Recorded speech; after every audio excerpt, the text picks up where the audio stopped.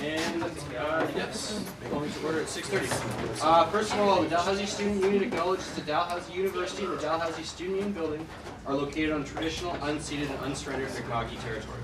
The Dalhousie Student Union seeks to honor the relational treaty process in its programming, events, and meetings.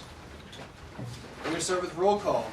I am present, and Regina is once again, unfortunately, absent with regrets, and will be appointing another secretary for the meeting in a moment.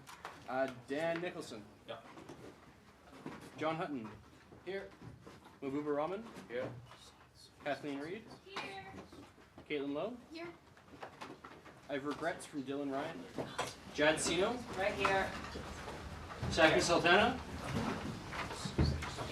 Liam Hunt. Yep. Sarah Dobson. Jeremy Banks. Yep. I have regrets from Drew Betcha. Anthony Scaly. Yes. Rebecca Howard. Yep.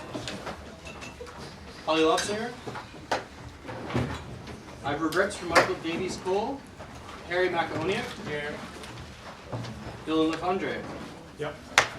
Amr El Kashab. I have regrets from Jimena Prado. Tori Court. Lacey Fina. Izan Cotter. Hello. Angela Hu. Hi. Corey Larson. Hi. Casey Moss. Hi. Alistair Mason. I have Derek Moreau as the new representative for the Dalhousie University Engineering, undergraduate engineering. Here. Yeah, I got that right? Yeah. Multiple. And then I have Mohammed Bandari proxying for Sarah Jaber. Yes.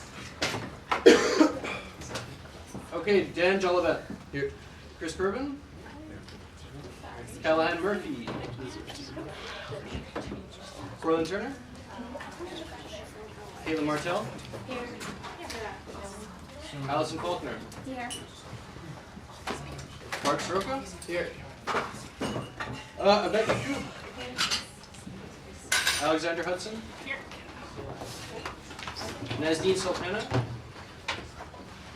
Mo Cabrera. Okay, first up we have adoption of the agenda. Be it resolved that the agenda be adopted as circulated. Do I have a mover for that motion, first of all? Anthony, do I have a seconder for it? Casey? Yeah. Sorry, we're having text. Okay. Yeah, and then...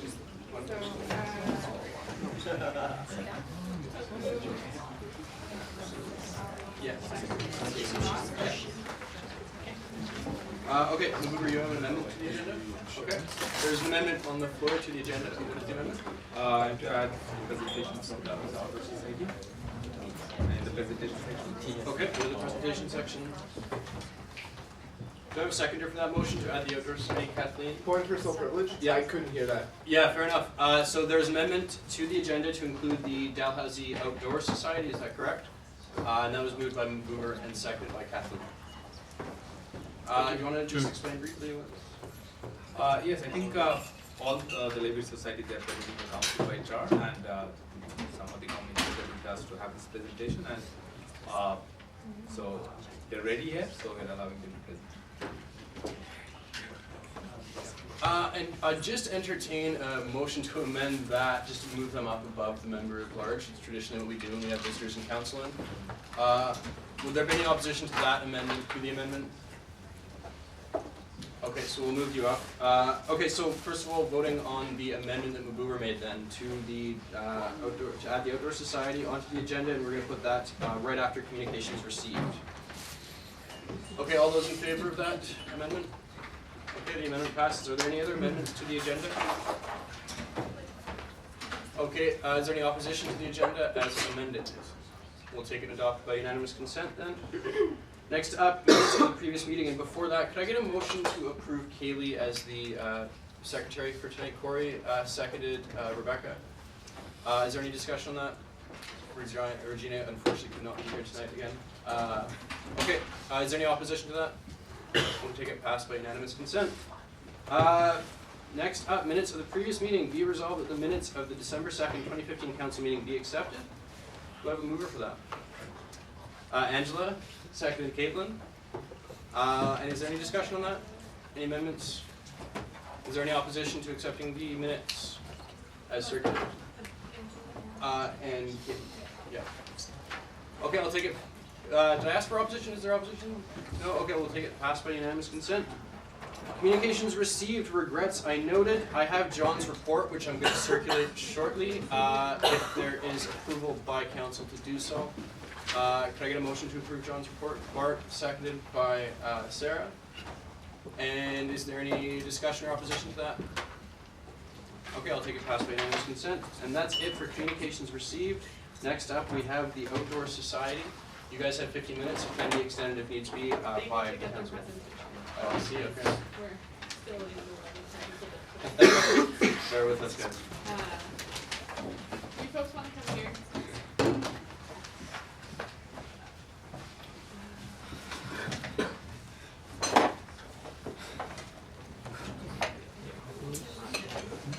And then you're gonna need to plug it in.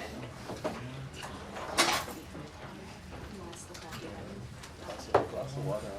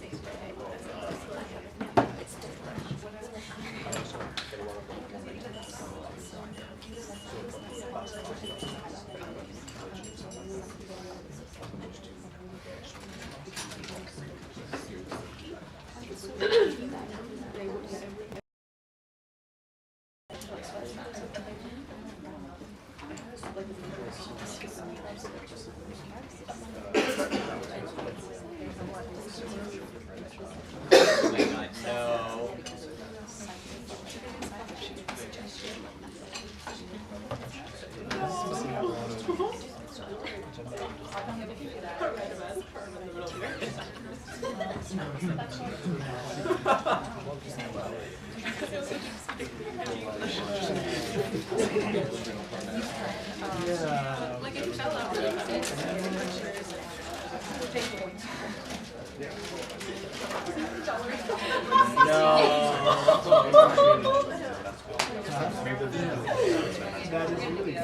Okay, guys, thanks for your patience. So you have 15 minutes, and the floor is yours.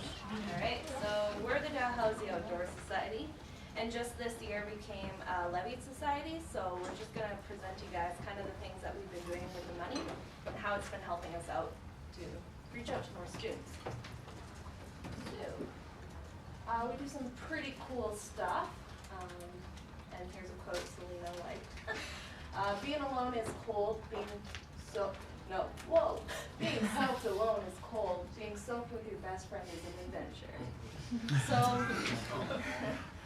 what we do is we tend to take anybody who wants to go outdoors, and then they meet a lot of students through these activities that we're running, and we try to reach out and provide a lot of different activities for different likes and all that kind of stuff. So here's some of the things we did in the beginning of the year. We did a waffle breakfast, which is kind of a traditional thing. The waffle iron is like our holy grail, I guess. We did 2 bike trips. One of the bike trips was to Crystal Crescent, and another bike trip was to the Bluff Trails, and both of those trips, the bike center helped us out. We did 4-day hikes and 8 nights outside, so it's pretty exciting. Might be more nights outside. Yeah, we might have miscalculated. We did 2 educational events, 1 surf trip, 1 de-stressor event, and we had 2 intramural teams. So Crystal Crescent Beach, so this was the 3rd year that we biked there. It's about 60 kilometers to get there and back.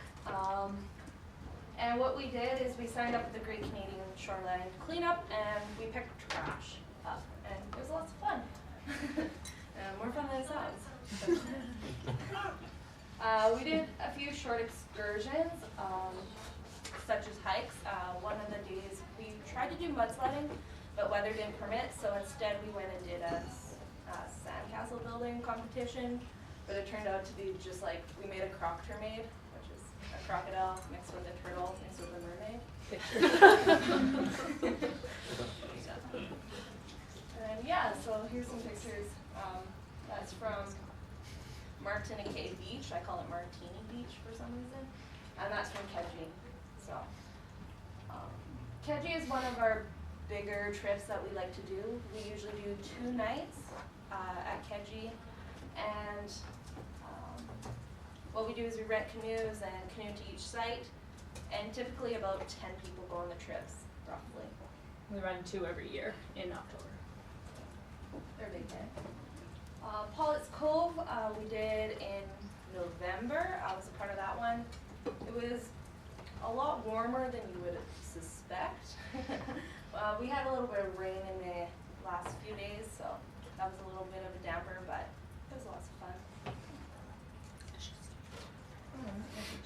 Future plans. So just to go over like some of the things that we've accomplished aside from specific events that we've run.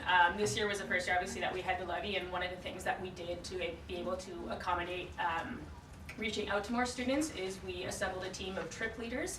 So we have our regular executive, and we also have a team of 5 trip leaders who have lots of wilderness leadership experience.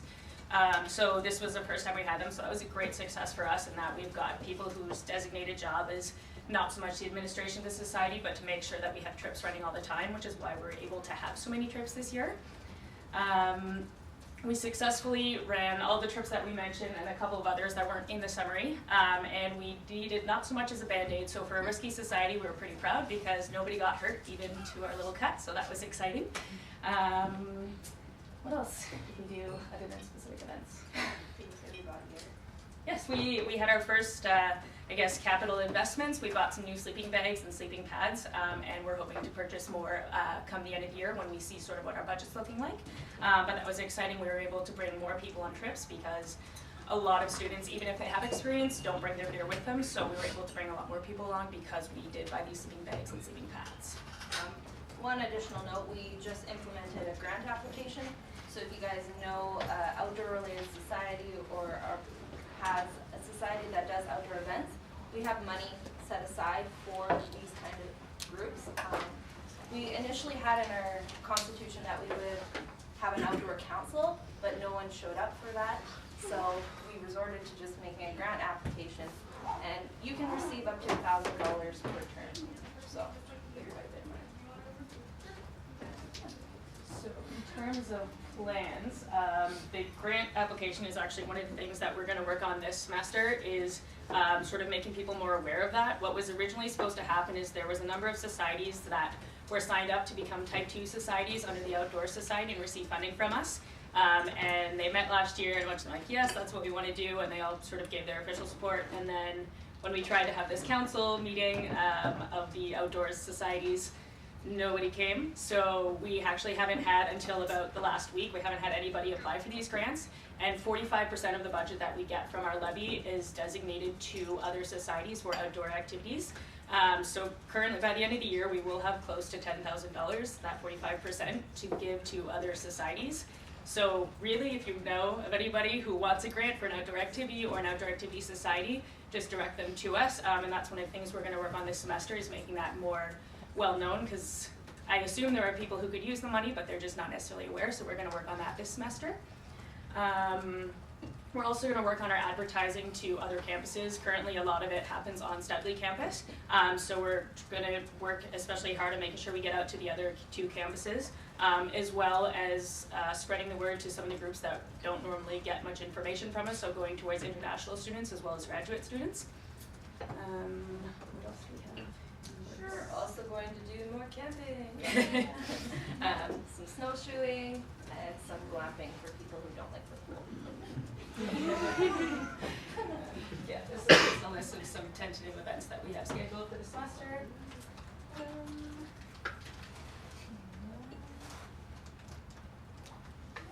Are there any questions or things people want to know? Angela and then Dylan. I was wondering if you had individual grants as well, or is it just for societies? Right now, as far as I understand it, we can't give individual grants. Usually if you need an individual grant, it would have to be through the DSU's regular individual grant thing. If you were looking to run an event, I believe it still has to be under society based on our constitution at current. Dylan. Okay, so this is going to be part personal frustration, part plug for an event, but mostly a suggestion for improvement, maybe the wrong word. So I was one of those or the president of one of those societies that wanted to be part of the Tribal of Outdoor Societies. I knew that I wasn't going to be president of the Slackline Society this year, and I did as best as I could to ensure that there were people who would take over leadership of that society in order to attend this meeting. This is an issue that I think a lot of societies have in terms of generational planning. So who's going to be taking on the society when I graduate, those kinds of things. So right now the Slackline Society has leaders who aren't really doing anything, and I don't have the time to support them. So I'm wondering if it's possible for you guys to do some capacity building with those societies. So as opposed to just spreading the word about grants, but maybe working with societies, because I get contacted all the time. Hey, when's the Slackline Society going to be doing stuff? So I know that there's interest, but just trying to find those people to step into leadership roles. And so with your greater network, is there some way that you can bridge that gap? So here's where the plug comes in. With on Tuesday, there's a meeting for human rights organizations, societies at Dalhousie, to come together and talk about those kinds of things and not necessarily accomplish anything, but just network and support each other. And I think that since you guys are receiving a levy, having to do with your guys' societies, those kinds of things, those kind of meetings would be really, really helpful. So identifying those societies that aren't doing much, but where there is a need. Just quickly, I appreciate let's try and keep the questions pretty concise and on the presentation. I appreciate the levy groups coming here. It's a chance to kind of hold them accountable. And there's definitely some good questions going on, but let's try and just keep it limited as much as possible in the presentation. That's it. Okay. You're feel free to address that if you'd like. The last question. Yeah, it's definitely something we can talk about. I know we have worked with other societies for the most part. I feel like we reached out at the beginning of the term to all the outdoor-related societies under a constitution, and then after that, we also reached out to the DSU, telling them if you have societies coming to you, make sure you push them towards us. After that, I feel like it's just you're almost nagging and being unnecessary. I think part of the issue that we were running into is that we weren't even getting responses. Like we'd send anything, we weren't even getting, for a lot of them, we weren't even getting like, oh, we can't make it, or we don't want to come. It was just like no contact at all. So that's something we can maybe revisit again. But I think the issue was that we weren't getting even a no, we don't want to be there. We just nothing. So I guess that was kind of the struggle that we were working with at the beginning. But if we are able to make contact, then that's definitely something that we could look into. Saki? So how do the students get informed about your events? I mean, what events you are going to have, I mean, upcoming events? How do you inform them? So right now, we do have a mailing list, and we are at every society fair. And I believe we did, at the beginning of the year, we did a couple of like first year class talks. So we get people to sign up for our mailing list. We also have just under 1,000 followers on our Facebook page. And through both our weekly mailouts and our Facebook page is where we tell about all of our events. So every week we send out a list of the upcoming events, and we ask for feedback from people who are on the mailing list, what kind of things they want to see, and then we also advertise our events through that as well as through Facebook events. And we do have a website that we're currently looking to kind of spread around more. That's kind of one of our goals for this semester, is to direct sort of a central place as the website, as opposed to having the mailing list and the Facebook and all these different places. So that would be the central place where everything else comes out of. Yeah. Cool. So thanks for the presentation. I just had a Thank you. Okay. No, yeah, Dad. just had a quick question. You mentioned outreach to other campuses, and I just wondered if you had any ideas in the works already about like how to do that or how you plan to do that in the second semester. Yeah, I think, well, for one thing, when we did our class talks, I don't think we did much on other campuses. So even at the BAs, the beginning of a new semester, we can go out and do a few of those, contact some professors on the other two campuses. But also when we do advertising, sometimes we do tabling, but it tends to be on this campus. So just making sure that when we are physically going places, that we're going to all three campuses as opposed to just kind of where's nearby our particular classes, I think would be a really good starting point for us. But open to suggestions if people I'd say have we've other ideas. improved though, because with the new society down, what's that, Studley? Engineering campus? Second. We're on Second. that.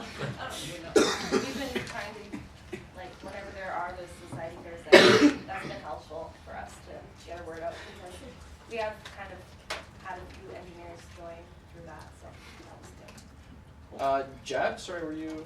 Yeah.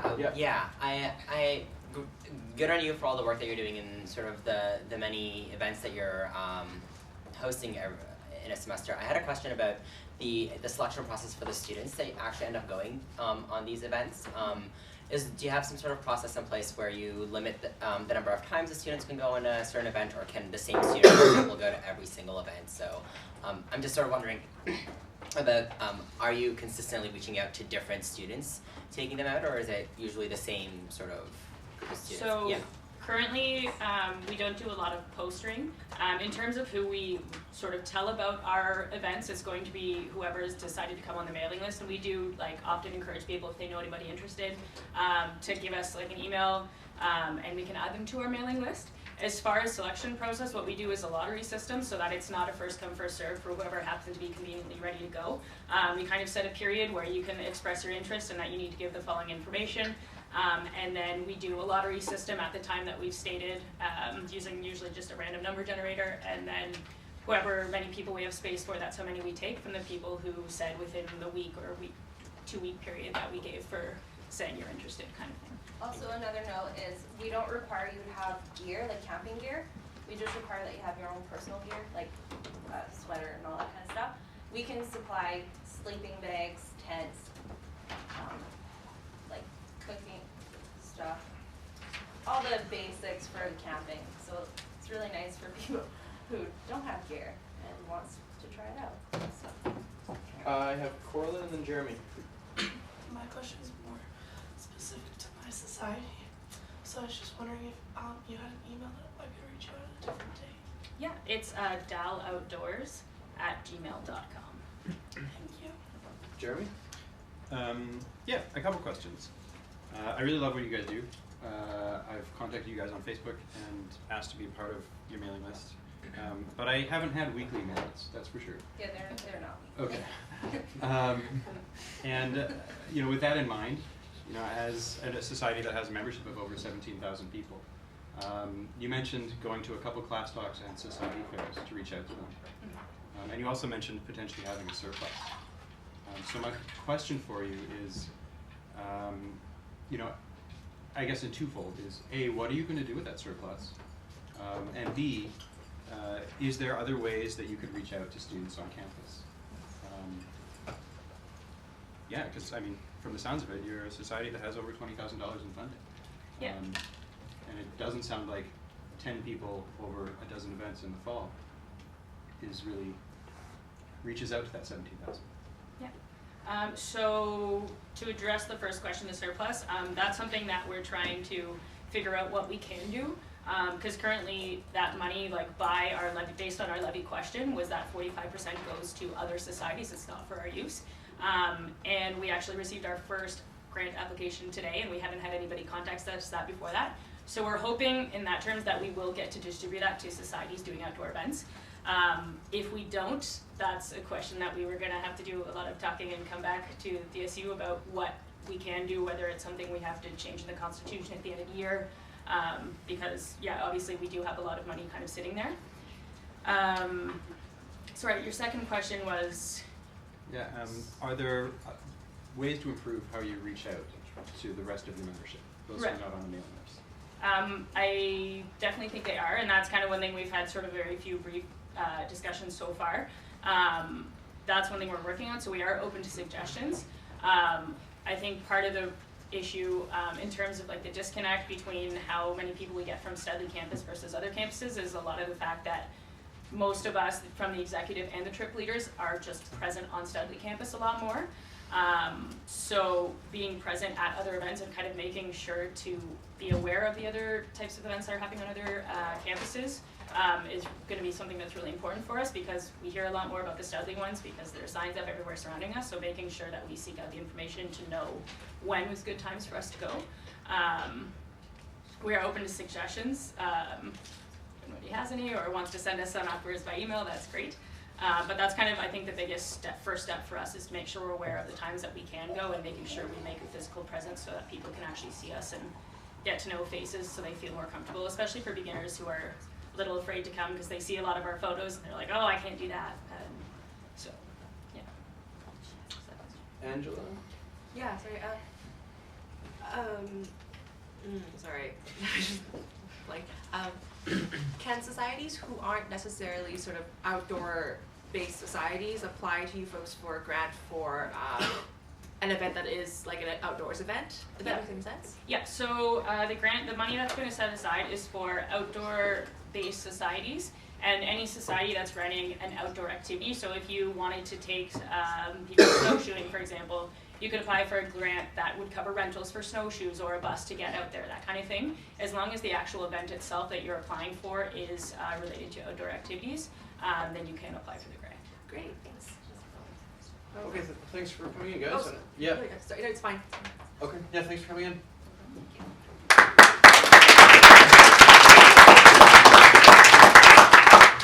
And thank you everyone for the respectful tone, it's appreciated. So next up we have appointments, youth council appointments, member at large, January appointment. I feel there might be some people here for that. First of all, well, are there any nominations? And it does need to be from a councillor, but you can put your hand up if you are here for that position and we can try and find someone for you. So do you want to just raise your hand if you're here for, I just want to gauge how many of you are here for the first year member at large. Okay, so I see 4. So just one of you go ahead and stand up and we'll see if someone can nominate you. Just say your name. How about that? Yeah, Angela. I nominate Dechen Sherpa. Oh. For member, first year up? Sure, yeah, sorry, what's the name? Dechen Sherpa. Yeah. It's like Gretchen, but with the D. D-E-C-H-E-N. Yeah. And then Sherpa as in like Everest Sherpa. Okay, S. I'll explain. I go by last names, it's alphabetical order, so that's the priority. I need this for the minute. So it's D-E-C-H-E-N-S-H-E-R-P-A. Yeah. Okay. Sorry, Okay. okay, any other nominations for, and sorry, do you accept the nomination? Yes. Okay. Any other nominations for people in the back? Yes, Can I nominate all 3 remaining? I think they're No. No? I nominate the person in the red shirt. My name is Sam. Okay, sorry, could you spell it as well, please? S-A-M-U-E-L-E. And then the last name. L-A-N-G-I-L-L-E. L-I-A-N. L-A-N-G-I-L-L-E. You got it? Langell. Oh, Langell. Do you accept the nomination? Oh, yeah. Okay.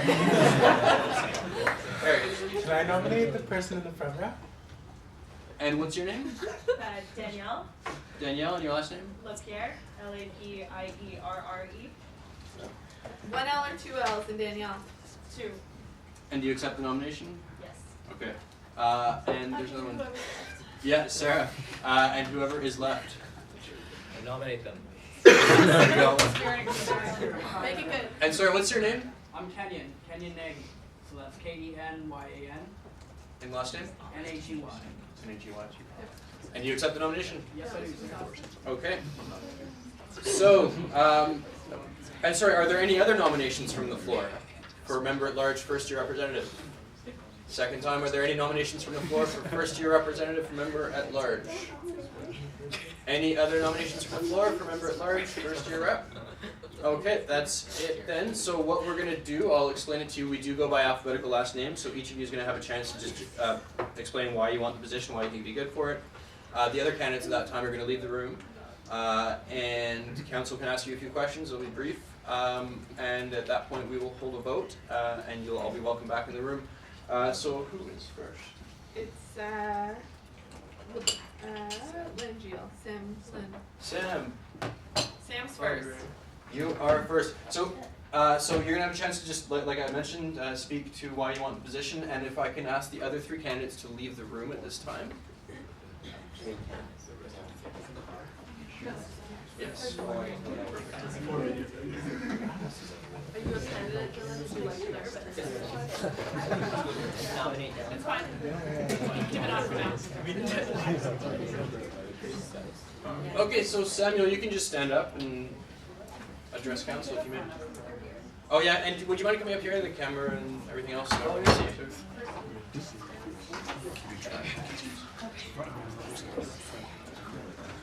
So thanks for taking the time. You have the floor. If I can have order? Order. Sorry? Sure, yeah, we'll try and cap it at about 4 minutes. But yeah, you have the floor. 4 minutes, okay. Can I start? Yeah, go ahead. Alright, so my name is Samuel Angel, and I'm 19 years old, and I'm from Minneapolis, Minnesota, in the US. And I really love Dal. It's a super great school, and I started with the engineering program here, but I'm switching over to economics in the Faculty of Science, so I'm super excited about that. And some other stuff about me. Last year I was a Rotary Youth Exchange student in Colombia, in South America, and that was really cool. And I learned a lot, and I learned Spanish, so I have some world experience, one might say. And it was a really great opportunity. And I guess I really want to be on the council because it's really an interesting thing to see how the union over here at Dal works and how stuff gets organized and like the process. So yeah, thank you very much for your time. That's about it. Absolutely, thanks for having me.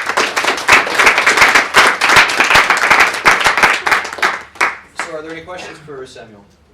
Sam or Samuel? Samuel. Samuel, are you associated with any other student groups or associations? Oh, no, I'm not. Yeah, Dylan. As member at large, how would you hold council accountable to its responsibilities to Aboriginal students and its participation in the Aboriginal community? That's a great question. I really think that's an important issue. I would personally, I'm not sure exactly how much leverage the first year rep has regarding those type of things, given this is my first meeting, but I would maybe join an Aboriginal society. That seems a little far-fetched though, to be honest. Well, it's important to approach the issue with lots of thought and consideration into what they might think about different topics and that, yeah. Thanks, Samuel. Yeah, Kathleen. So if you're going to be first year rep, I was just wondering how you would reach out to your constituency and gain information when you're, let's say, having a vote at council or something, to gain information about. Wow, yeah. So, I don't know, I did this, I started with engineering, right? And we did a project, and I actually had the idea to go out and survey. We printed out a whole bunch of surveys and went out and surveyed the population for a bus stop design, I think it was. So I don't know, maybe something like that, just go around, get a random sample of maybe like 50 first year students and get different opinions on the issues. Great, thanks. Yeah, Chris. As an engineering student that spends most of their time down at the engineering campus, how do you feel that you'd be able to interact with most of the student population who generally would studies up here? Right, yeah. Well, most of the classes actually are up here on the main campus, so I'm here for the entirety of the day. and yeah, so I'm really not down there very often. Okay, yeah, one last question. Sorry, what's your name? Kate. I'm Katie. Okay, hi Katie. Hi. I'm not on council. I'm just sitting at this end of the table. Oh, Sorry. okay. This is fun. Okay, after this I'm going to have to ask you, we generally keep the council reserved for people, but go ahead, ask your question, it's okay. Okay, sure. What type of relevant experience do you have to be a representative as a first year? Like, do you sit on any other societies, or did you do something before, like on your Rotary Exchange? You mentioned that. Mm-hmm. Oh, yeah, I don't really know. I'm sorry. That's okay. I'm not like in any other societies at the moment. But like in the future, I plan to join some. Angela, and then we'll cap to that. It does call for a brief question answer in the rules, but no, go ahead. I was just wondering why you chose DSU Council versus other societies. Oh, well, I actually saw one of the Facebook posts, and it seemed like a great thing to come and watch for a moment, and yeah. Well, thanks for coming in. Yeah.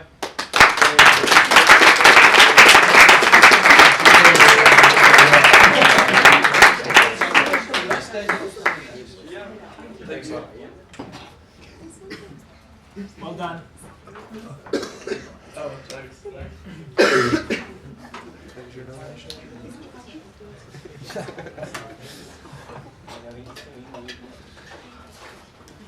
Hi Danielle. So yeah, just how it works, as I explained before, just quickly, briefly introduce yourself, why you want the position, and then council can ask you questions briefly. Okay, I'm Danielle from Banff, Alberta. Coming from a small town, it gave me a lot of opportunities to really get involved with the community. Did some really cool stuff. We worked with the mayor's office and the municipal government to run a lot of events for students. I also was involved with the student council, working to connect with all the different groups of students within the school and really get to what worked best for them in terms of ways that we could get them to services they need, events that we could run, hockey games, Movember fundraisers, that kind of thing. I was the student voice on parent council for years, which was a really good way to kind of get the student voice to the parents. They were the ones that control the funds and all the money. So work for what the students wanted, but within the constraints of what the parent council was able to do. I was involved with fundraising and kind of event planning with the grad class. Really allowed me to take a leadership role, get a lot of people from a lot of different backgrounds all working towards one thing. And I was involved with the green team as well. That involved taking on a lot of influential little grade 7s and kind of getting them fired up and passionate, and again working towards something good. So that was green initiatives. We worked with things like the Alberta Winter Games. What else did we do? Me to We, and did a lot of grant applications, stuff like that. I also worked with the hospital and the elementary school for years, and that really taught me about community involvement. So I believe that Dell and Halifax are one big community, although we all have different interests, different walks of life, programs, whatever.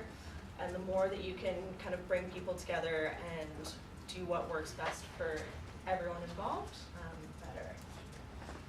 This position would allow me to get involved with student government, to grow, to kind of learn how it works, and to just push past the experience that I have and gain a whole bunch of new experience.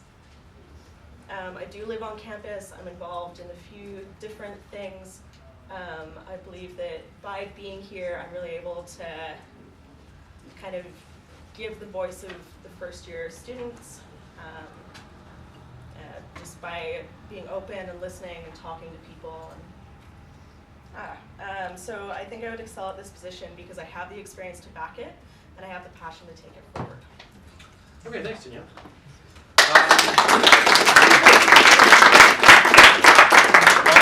Also, shout out.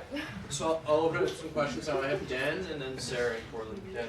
Cool, Danielle. So thanks for coming out first, and thanks for speaking. That's great. It sounds like you have like a lot of really relevant experience, especially in your first year. So that's really awesome. I just wonder if, just in like general, like just a broad answer, who do you think the role of the DSU Student Union is?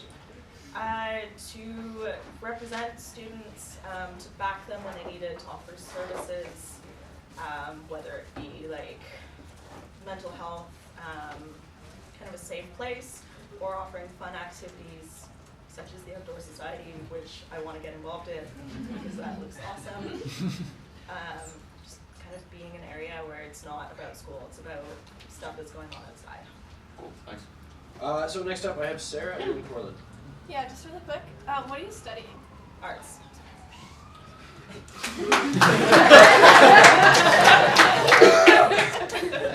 So next up I have Corlin. That's actually my question. Yeah. Kathleen and then Dylan. Yeah. Hi, thanks so much for coming in. I was just wondering how you plan to reach out to your constituency as a counselor. So you'd be representing first years, and so I was just wondering how you plan to gain input. For sure. Just honestly, I was looking for a little bit of input on that one.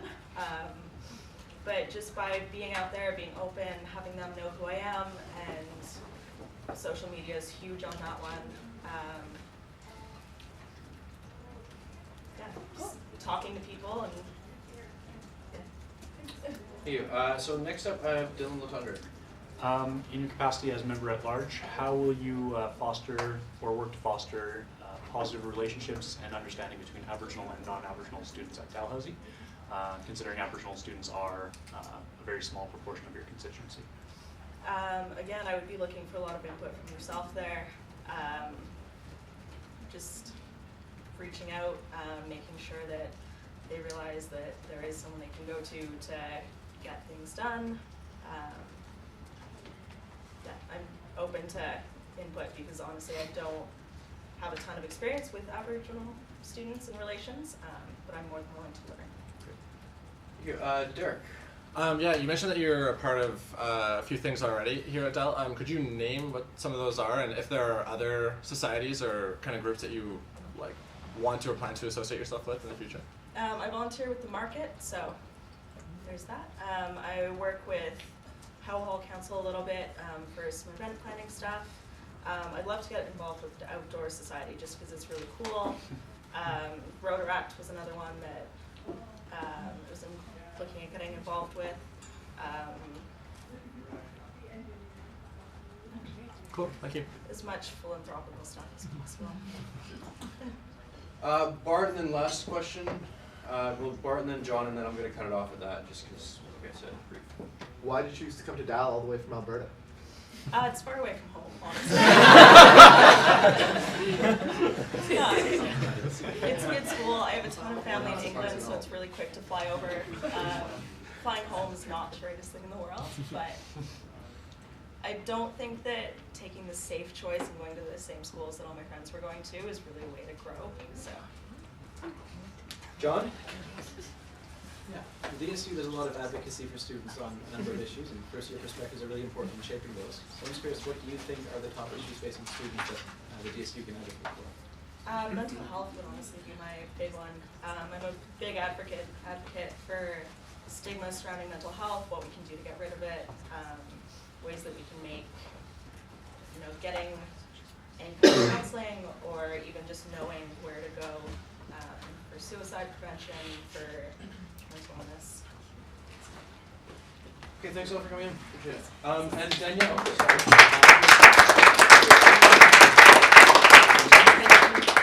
Could you grab Kenya? Thank you. Good job. I need your seal of approval. Hi, Kenyon. Hi there. Yeah, good. Thanks. So thanks again for coming in. So yeah, you know the deal. You have the floor for a few minutes, and then people will probably have a few questions for you afterwards. So sounds good. Take it away. Got my notes here. Thank you all for meeting with me, and thank you very much for considering me for the position of the first year representative. A little bit about myself. My name is Kenyon. I'm 19 years old. I'm from Kamloops in BC, so don't really know a lot of people here, but trying to get involved with the community. I'm undertaking my first year in Bachelor of Arts. I'd like to major in psychology, minor in law and society, and I hope to be valedictorian in my 4th year. That wasn't a joke. Since my first year here at Dalhousie, I've aspired to integrating myself into the community. I immediately wanted to do something to sort of make some friends, because like I said, I'm from BC, I really don't know anybody here, so I joined the Dalhousie University Rugby Football Club. I also put in a resume with Dalhousie Food Services. I'm now a line cook for the Howe Meal Hall. So just because of that position, and because of my really outgoing personality, like I said, I'm the type of person who will be your friend regardless of who you are or what you look like. If I can tell that you're a good person and I can tell that you're really nice, just come say hi to me. You know, I'm just that kind of guy. So because of my outgoing and accepting personality, and in light of my position at the meal hall, I believe myself to be well informed of collective conscience of the first year students. I truly believe I can accurately represent the will of the first years here on the council. If chosen, I will be a hardworking member of the student union. I will work hard in making our community one that we can be proud to be a part of. I will take pride in working to ensure that anybody who is a Dal Tiger considers themselves part of an accepting and egalitarian group of academic young men and women striving for excellence. And my record exemplifies a willingness to work for both equality and prosperity among my fellow human beings. So to summarize, if elected first year rep, I will work hard to provide passionate and driven advocacy on behalf of the first year students. And together we can facilitate an inclusive and expanding socio-cultural environment. Thank you for your time.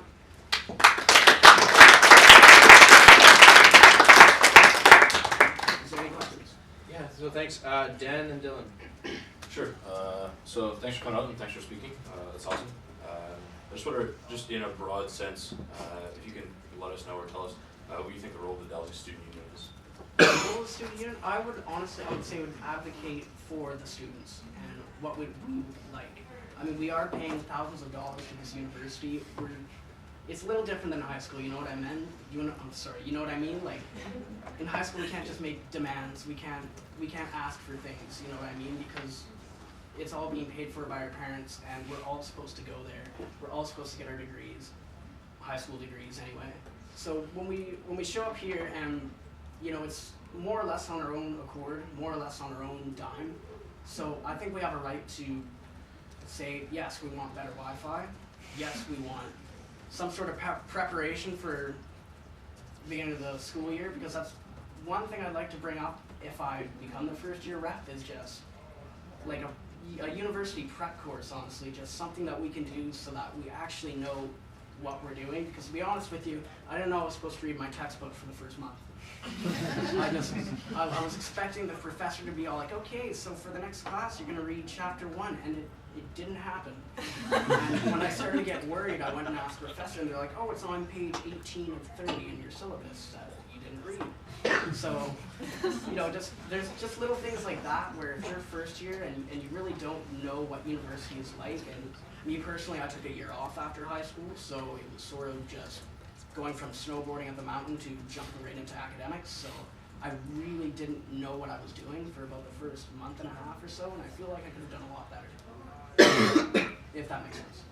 Thank you. So I'm going to cap the speakers list at that. We have 6 people on it. It's actually been 6 for the other candidates, so I think that's kind of fair. Dylan. As a member at large, how will you foster or work to foster positive relationships and understanding between Aboriginal and non-Aboriginal students at Dalhousie, considering there will be a very small portion of your constituency? Oh, well, the one thing that I would like to do is something actually that I would like to see instituted into our federal government, is where if anyone's familiar with the New Zealand electoral process, they actually have a designated amount of seats that goes right to the Maori, which is the indigenous people of New Zealand. So if we could have something like that, if we could have, say, 1 or 2 select seats as, oh, I see right there, you have Aboriginal. So, scratch that. Other than that, I would say, honestly, we could have, say, like a week where we just celebrate the heritage of Aboriginal students. Thank you. You're welcome. So next up, I have Dan.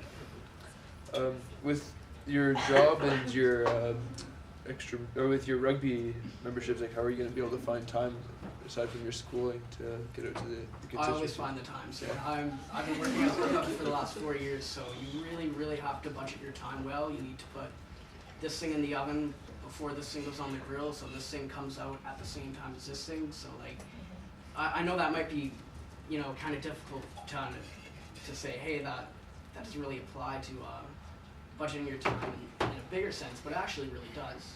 I really do understand, you know, how to budget my time well. For example, I don't have to read a textbook for the chapter if I can play the PDF in my car while I drive to school. So it's just little things like that where I can, it all adds up to 1, 2, 3 extra hours on my time where, you know, if I read that textbook while I'm on the bus, I'm not gonna have to go to the library later and I can find some extra time. So, you know, instead of just sitting on my couch playing Star Wars Battlefront 2, I can do something that contributes here to the community. So next up I have William. Hi, what is leadership to you? Leadership honestly, I like to delineate between a boss and a leader. If I was to become, say, a manager of a kitchen, I would lead instead of being a boss. So I think the major thing is leading by example. So I think if you want people to go and you want them to say building the pyramids, for example, I don't know, I'm just sort of spewing here and improvising. If you wanted to say build the pyramids, I would be the guy who goes in and starts moving the rocks all himself, and then everyone looks around and says, hey, the guy funding this project is actually working firsthand to get in there. Maybe we should do something and try and match it. So that's what I don't know, does that make sense? Like, I believe the leader should lead by example. I believe that they should be the ones the first ones. They shouldn't come up to you and say, hey, do this. Pick up that garbage. They should go and they should pick up that garbage. You know what I mean? Okay, thank you. Next up, Kathleen and then John. Hey, thanks so much for coming in. I was just wondering, as first year rep and member at large, how would you gain information from your constituency to bring back to council? Well, like I said, I'm a cook at Howe Meal Hall. A number of students come in, and I'm not sure if everyone's been there. I'm sure you probably all have been there at least once, but it's almost like a resort in the Dominican where you go up and there's a guy actively cooking and setting up the food for you. And so since a lot of the people in Howe are my age, and I do know them, and I am a fellow student, it's almost sort of like, you know, when you see the TV show where the guy goes and he goes and has a drink at the bar and he talks to the bartender. I'm sort of that guy. You know, a lot of people come up and they say, hey, Kenyon, what are you making today? Like, stir fry and how's classes? How are you doing? You know, that you're having trouble with. You know, just little things like that. Great, thanks. Thank you. John? Yeah, so the DSU advocates for students on a number of various issues. So what you think the biggest issues facing students are that the DSU should be advocating for? Because first year perspectives are very important in shaping these campaigns. I'm not sure how to answer that question. I don't know too much about the financial dealings of the Dalhousie Student Union, to be perfectly honest with you guys. So that's something I would sort of have to get involved a lot more to learn about. But sorry, could you ask the question again? Yeah, it's not about the finances of the union. Like, what do you think the issues facing students are that we should be advocating for students about? Well, from a first year representative perspective, I would say the major thing was, like I mentioned before, just not really knowing what to do here at university. Just, you know, I mean, the major thing is budgeting your free time, because this is what I told all my friends in high school who are still in high school. University really isn't as bad as everyone on Facebook and Twitter make it out to be. As long as you put in the effort and you manage your spare time. I mean, we went to school for what, 7 hours a day in high school? How many hours do we go to school per week in university? 15. So it's really, if you spend that 3 hours a day in class and then another 3 hours studying, you're gonna be fine. But, you know, it's just little things like that. People really don't know what to do. They just don't know how to deal with the rigor of college studies. And that's something I think we should prep people for. Okay, thanks, Kenyon. Could you get last person, Denshin? For sure. Thank you very much, everybody. Well done. And guys, just quickly, I've had some concern raised. There's quite a bit of noise coming from the back of the room, so if you could just try and tone it down a bit, I'd appreciate it.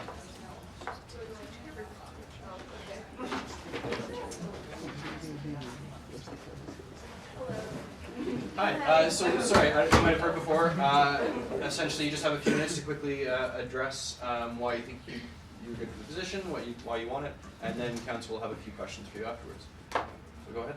Okay. Hi everyone, my name is Dechen. I'm first year, obviously. And I don't know, I'm, sorry, kind of freaked out. I think I just love to be part of like, I don't know, the community and like Dalhousie in general. And I came from sort of a small town in school, and a lot of it was just like focused on being like helping each other and that kind of thing. So I really wanted to like be involved some way. So this is kind of why I wanted to do this. Yeah. Okay, thank you. So I'll get a speakers. Let's go on Angela and then Kathleen. Yeah, could you speak to your experience sort of in high school that would prep you for this role as first year rep? I was a prefect in high school, so it was kind of, oh sorry, do you have, oh, okay. Yeah, I was a prefect, so it's kind of like student council. So we would meet weekly and kind of just try to figure out how to help students accommodate them like in different aspects of like school, and so I think that would play a good role into this position. Okay, Kathleen. Hi, thanks so much for coming in. I've asked this to all the other candidates, so I was just wondering, as a first year rep, how you would gain information from your constituency and bring it back to council to make your decisions. Well, I'm part of, or I'm an art student, so I guess I would have insight like through my classes in the arts department. But I'm also, I'm in different other classes like in sciences and stuff, so I think that would also play a part. And I live in the Sexton campus in Girard, so I think that I could reach out to the people there, like the first year engineers. And yeah. Next up I have Dan. Sure. Yeah, so thanks for coming out and thanks for speaking. That's really awesome that you're wanting to get involved. I'm just wondering if you could speak to, just in a general sense, what you think the role of the Dalhousie Student Union is.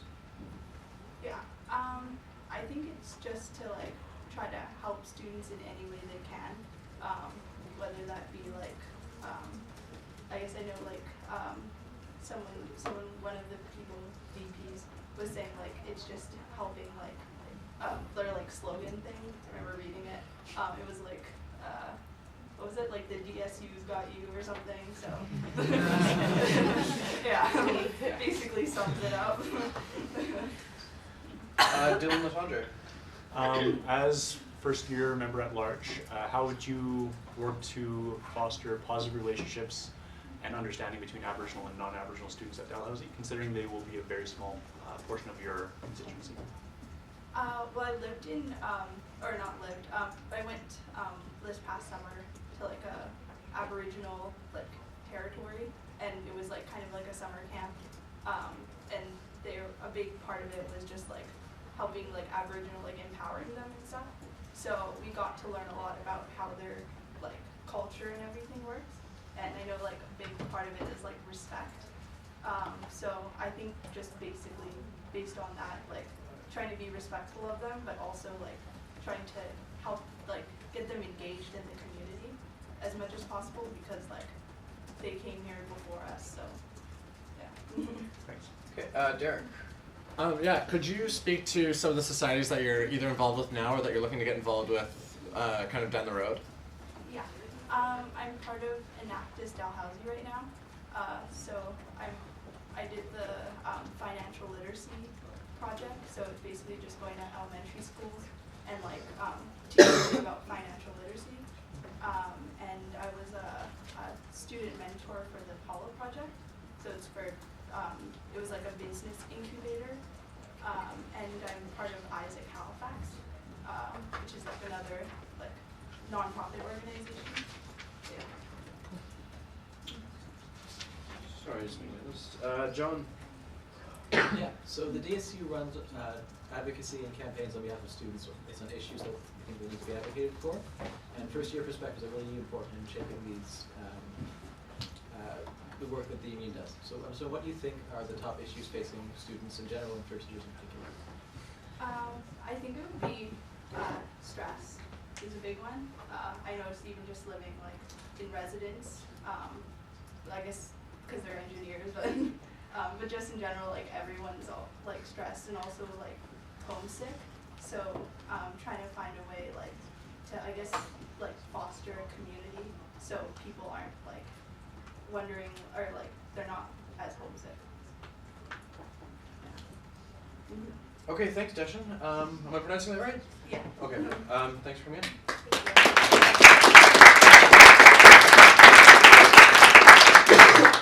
Okay, so if you are not on council, I'd ask that you leave this time. We're going to proceed to a brief in-camera debate on the candidates.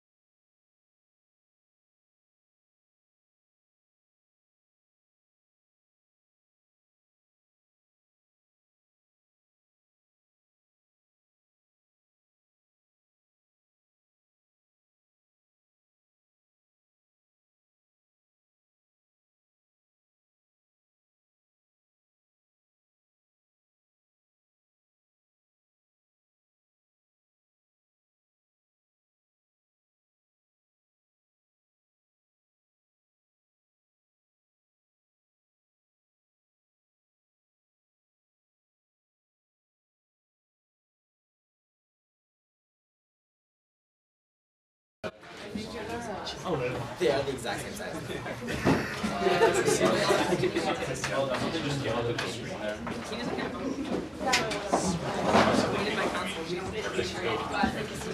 Oh, she was sitting. No, she wasn't sitting. Can I help? Was sitting. Yeah, sure. But yeah, but it's like Caitlin, you. So for the candidates, you're each allowed to appoint a scrutineer to watch the vote counting. Did you all get that?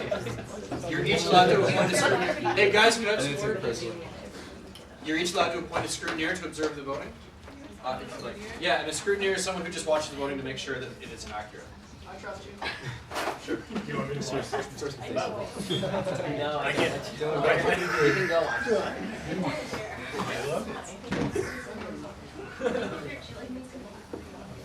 It's true. Maybe I'll take this opportunity to let folks know that we're going to be in 303 next council meeting, and possibly the council meeting after that. It's the bigger room, the room that we were in all last year. You will feel less cramped, and then maybe in the meeting after that, we'll be in our new council chamber. I'm not promising anything. I'm just saying perhaps that will be a thing. Kaylee promised, it's happening. Pizza if it doesn't. I mean, that's on me. Is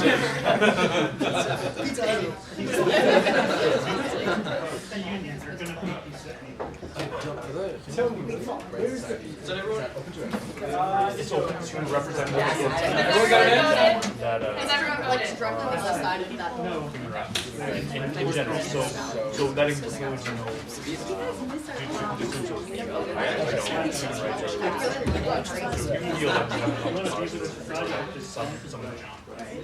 some applicants Absolutely, yeah. What's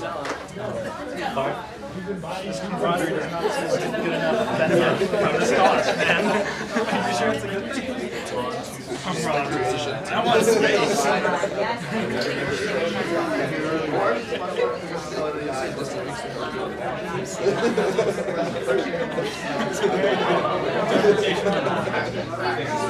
Stay away from my No, Senate, no, So the idea is that the societies are trying to get the entire membership to come up for all societies representing. Okay. So you're I was like,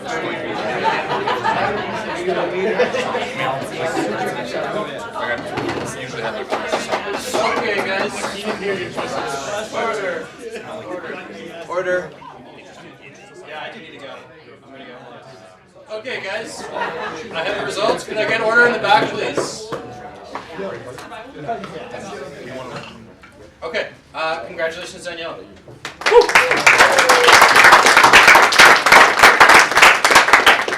But I'll just take the time to say frankly, it's inspiring to see all the rest of you come out in first year, and so thank you very much for doing that, and I do encourage you to otherwise get involved. There are other ways. All the ways. There's so many ways. Just a point of information. Are there still committees that these people Yes. could join for the DSU if they wanted to? I don't know offhand. Email me chair at chair DSU chair at gmail.com, and or any of the execs. I'd be able to talk about maybe some of the committees, and they could talk about other ways of involvement. Also, any of the counselors at this table, it's all posted online. Very much do encourage you to continue to get involved. Otherwise, external committee. Okay. So thanks again, guys. Yes, and can I have a motion to approve that result? Dylan seconded Corlin. Ryan or Latanya? Ryan, thank you. Sorry. Okay, all those in favor of ratifying that? Okay, motion passes. Sorry? Yeah, and you can, Danielle, you can join the table now if you'd like. We'll find a way. You can have this, Is Chair. there a seat next to you? There's a seat Oh yeah. Okay, guys. Sorry, we gotta get on track here. It's getting late at night. Order. I'm gonna waive the chair's remarks tonight. There's nothing urgent, so we can do that at a later meeting. Reports on committees. Board of Governors Caucus. Who's going to be spearheading that one? Is that Rebecca? Yep. Yeah, sure. So there hasn't been much over the break since the last meeting. There was a reception that I attended at the President's residence. There will be a student experience meeting coming up next week, so we'll have some more to report at the next DSU meeting. And as well, we are going to be meeting with the 2 student members on the budget advisory committee in the coming weeks. Like there wasn't the time because of exams and stuff in the fall semester, but we're going to do that soon.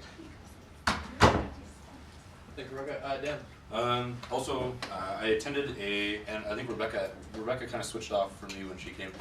We attended a Board of Governors retreat right before the break, and that was really good to kind of connect and network with some of the members. But one of the most exciting bits about that, we had done a little bit of brainstorming for Dell's 200th anniversary, which is coming up in 2 years. So there were a lot of really like big ideas at the table, and I guess one of the things, and I'll talk a little bit more about this later during either my report or announcements, but one of the things that they stipulated, the people who are looking for ideas, was that no idea is too big, and like they really want people to think like as big as possible.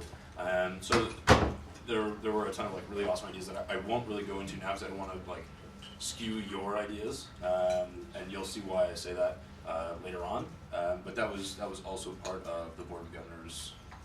I guess first couple of weeks before the break. And just quickly, the 2 things that I was working on in December, I was asked to meet with the gentleman who's essentially pitching the university a new security system, almost like similar to the Dallas Safe app. Dan and the execs were brought up to speed with that, but that's just something that is ongoing right now. And if there are any updates right now, I mean, I'm still waiting to chat with the execs about it as well. That's just something that we were asked from the chair of the board to look into. And other than that, at the end of this month, we'll be meeting with the CEO of the Mental Health Foundation of Nova Scotia. Just because at the last Board of Governor meetings, a lot of the conversation, from faculty, staff to down to the students was about mental health. And they're interested basically to see in which ways we can collaborate. And also, I was asked recently by some of the folks that are spearheading the Mental Health Awareness Week that is in March. They're asking for some formal support from the DSU in terms of promotion, and maybe even hosting activities and whatnot, and just collaboration with that Mental Health Awareness Week. For those of you who represent various societies, if anybody here is interested in wanting to get involved with that a little bit more closely, please let me know, and I'd be happy to fill you in on that. And I look forward to bringing up how we can contribute to that. Thanks, Pace. Any questions? Okay. Next up, Senate Caucus. John, or anyone else? Sorry, Liam. Sorry. So on Monday night, I'm sure some of you know by now. It was a bit of a heartbreaker. We had our constitutional reform proposal on the floor, and it was shot down. We required a 2/3 majority, and we had 30 of the 32 votes required. So it fell short. But if you wouldn't want to touch on that. Yeah. So we did fail to reach a 2/3 majority. We got 62%, we need 66, but it is not defeated. It's going to go back to the Senate Planning Governance Committee next week for revisions. It'll get back to the Senate floor by the end of the month. So I've met with the Chair of Senate to talk about revisions already. So it's a setback, but it is not a defeat, so we can at least take encouragement from that. We'll just finish with, are there any other members of the Senate Caucus? Yeah, well, there was last month the ad hoc committee on fossil fuel divestment released their preliminary report, and as it is preliminary, they're requiring feedback from us. So yeah, if you wouldn't mind dropping them a line if you have any input. I'm sure Jeremy can speak on that better than I could. Yeah, we did a really big summary of all the input that we've collected so far about divestment and how it might affect different faculties and also different academic units. It's a really thick report. It's over 50 pages. But it really summarizes things in a way that tries to be pretty objective and makes some recommendations around maybe a framework to consider ethical investing in the future. if you have a chance, I really recommend reading the first couple pages. It's the summary of the framework and kind of a brief summary of the report. And if you have comments or feedback, send them in.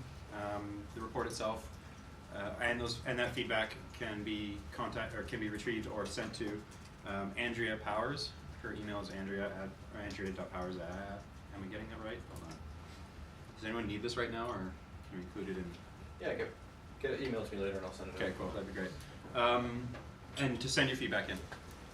One of the big things is that we're always looking for different arguments and different perspectives. So if there are things that you feel are not included in the report to date, please do. We had a giant open mic last week. It was really well. And it was really great to see the Senate creating a safe space for students to express their feelings about the topic. And it was really well attended. It was great. Where can we find the report? The report, if you Google ad hoc. While you're looking that up, why don't we? Hasn't that already been circulated to council? Has it? I don't know. I didn't circulate it. It was Check circulated. real quick. Yeah. Okay, well, we can figure that out after the meeting. Only for It's- academic committee though. Okay. There should have been an invitation to the committee which had a link to it, like we can send it again. Yeah, if someone can send it to Greg. Sure, yeah, absolutely, I'll do that. So, the Senate having reported, I'll just proceed to a question and answer. Bart, I saw your. I was just wondering if we know what revisions are kind of planned to get those extra 4%, or if it's just kind of workshopping it again. So the kind of critiques I was getting from the floor came from a few different places. It wasn't just one reason. Our initial proposal to the Senate Planning Governance Committee was to specify where we wanted the seats allocated. The committee that workshopped it said we should go a bit more broad and say we should have representation from faculties and equity seats instead of specifying, and giving that power to the DSU Constitution make it easier to change. Senate didn't like that, so they wanted it to go more specific in allocating those seats. Another person, one senator, said that it's a piecemeal reform of the Senate Constitution when there's a lot of issues, so we should be looking at it comprehensively, and he wanted a review. So that's a bit outside the scope of what we were doing. I can't really meet that, but it was one reason that one senator voted against. Others talked a little bit about the relationship that expanding the Senate caucus would have in terms of Senate trying to define its relationships with groups such as faculties, associations, or the Board of Governors or students. But those ones that raised the concerns eventually did vote for us. But I think it planted a little bit of doubt in the room. And a few others expressed concerns about the balance of power between faculty and students. So the idea is that they want at least 66% of Senate to be faculty, so they alone can amend the Constitution. And so that's probably what we're going to work on, trying to make it a bit more palatable to the faculty. Dylan, or sorry. Can I just add Yeah, to that? yeah. There was concern about the one-year terms as well, and that was the lady who's sitting behind me who voted no. That was why she voted no. I could hear her talking. So, She like did having us in for a year instead of 2 years, etc., was another concern. She did vote yes. Did she? Yeah. Are you sure? Because she was the one who was like, That was I wanna that was change my Francoise, vote. right? Yeah, it was. Yeah. Okay. She voted yes. Okay. Dylan. Just a really quick question. Were all student senators and reps at the meeting? No, 2 were unable to make it. Okay, seeing no other questions, we will proceed then to new business. Caitlin has motioned the Equity and Accessibility Steering Committee first, moved by Caitlin. Do I have a seconder for that motion? Dylan? Okay. Caitlin, do you want to motivate for that? Okay, just trying to pull out documents. Okay, so essentially to help mitigate some of the issues that have been arising in some of the parts of the DSU, such as the Equity and Accessibility Office, as well as the Sustainability Office. Essentially, these 2 groups have been functioning as societies while still operating as an office of the DSU, and it was very difficult for people to have levels of accountability, and it was very difficult for people to have strict mandates in who they would go to and how they would carry out business and where decision-making power lay. To help make that easier and also engage more students in aspects of the DSU, we are moving towards creating steering committees, the first one being for the Equity and Accessibility Office. Does anyone have any questions about the motion?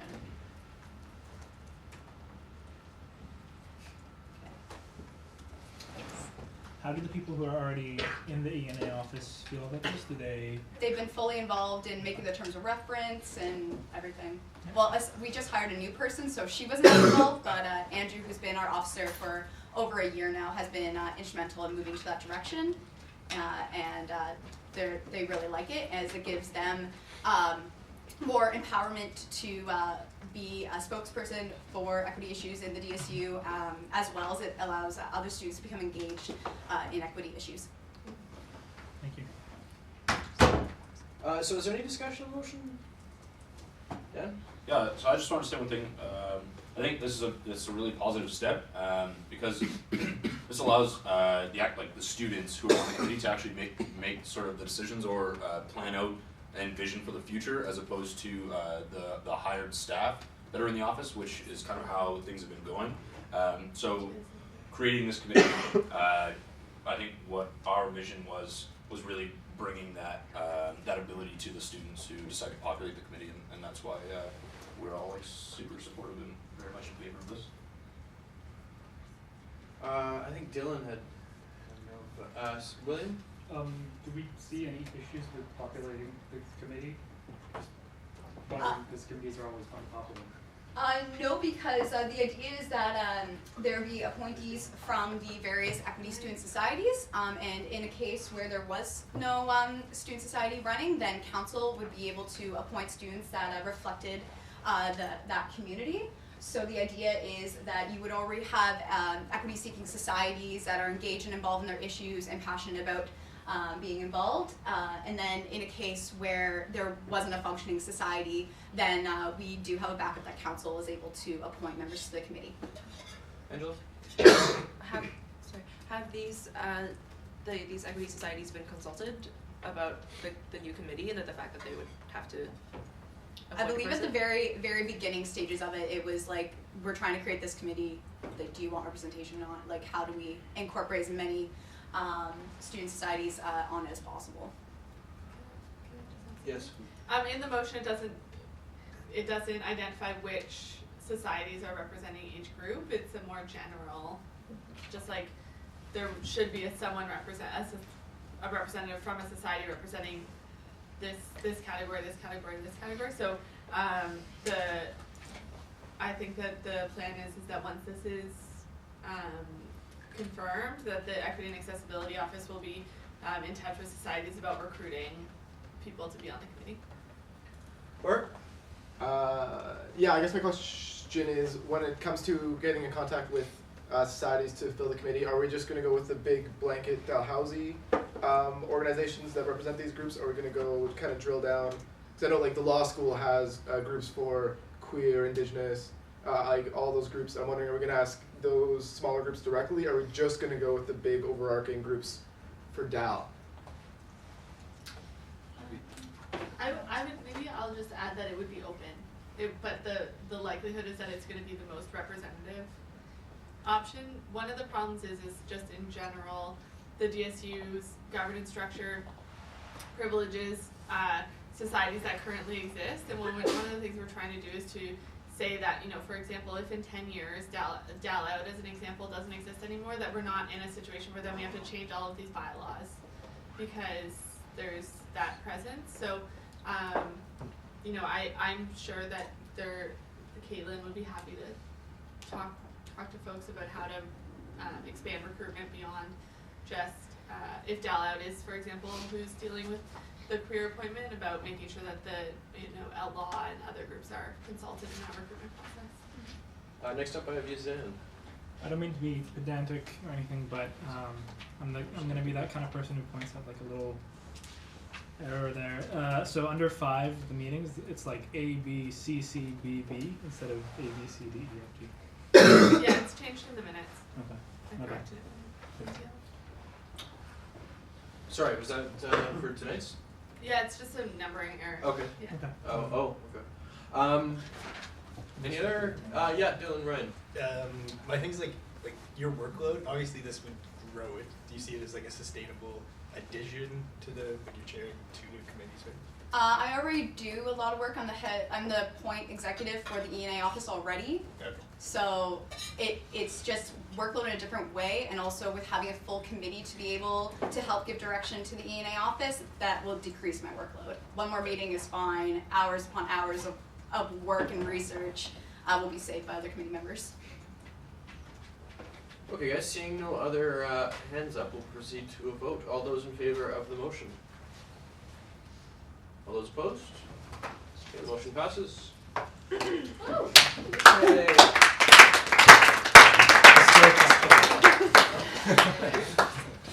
Next up, we have, and I apologize, I think I just copied and pasted. The title of the motion's the same, so, what is the title that it's supposed to be?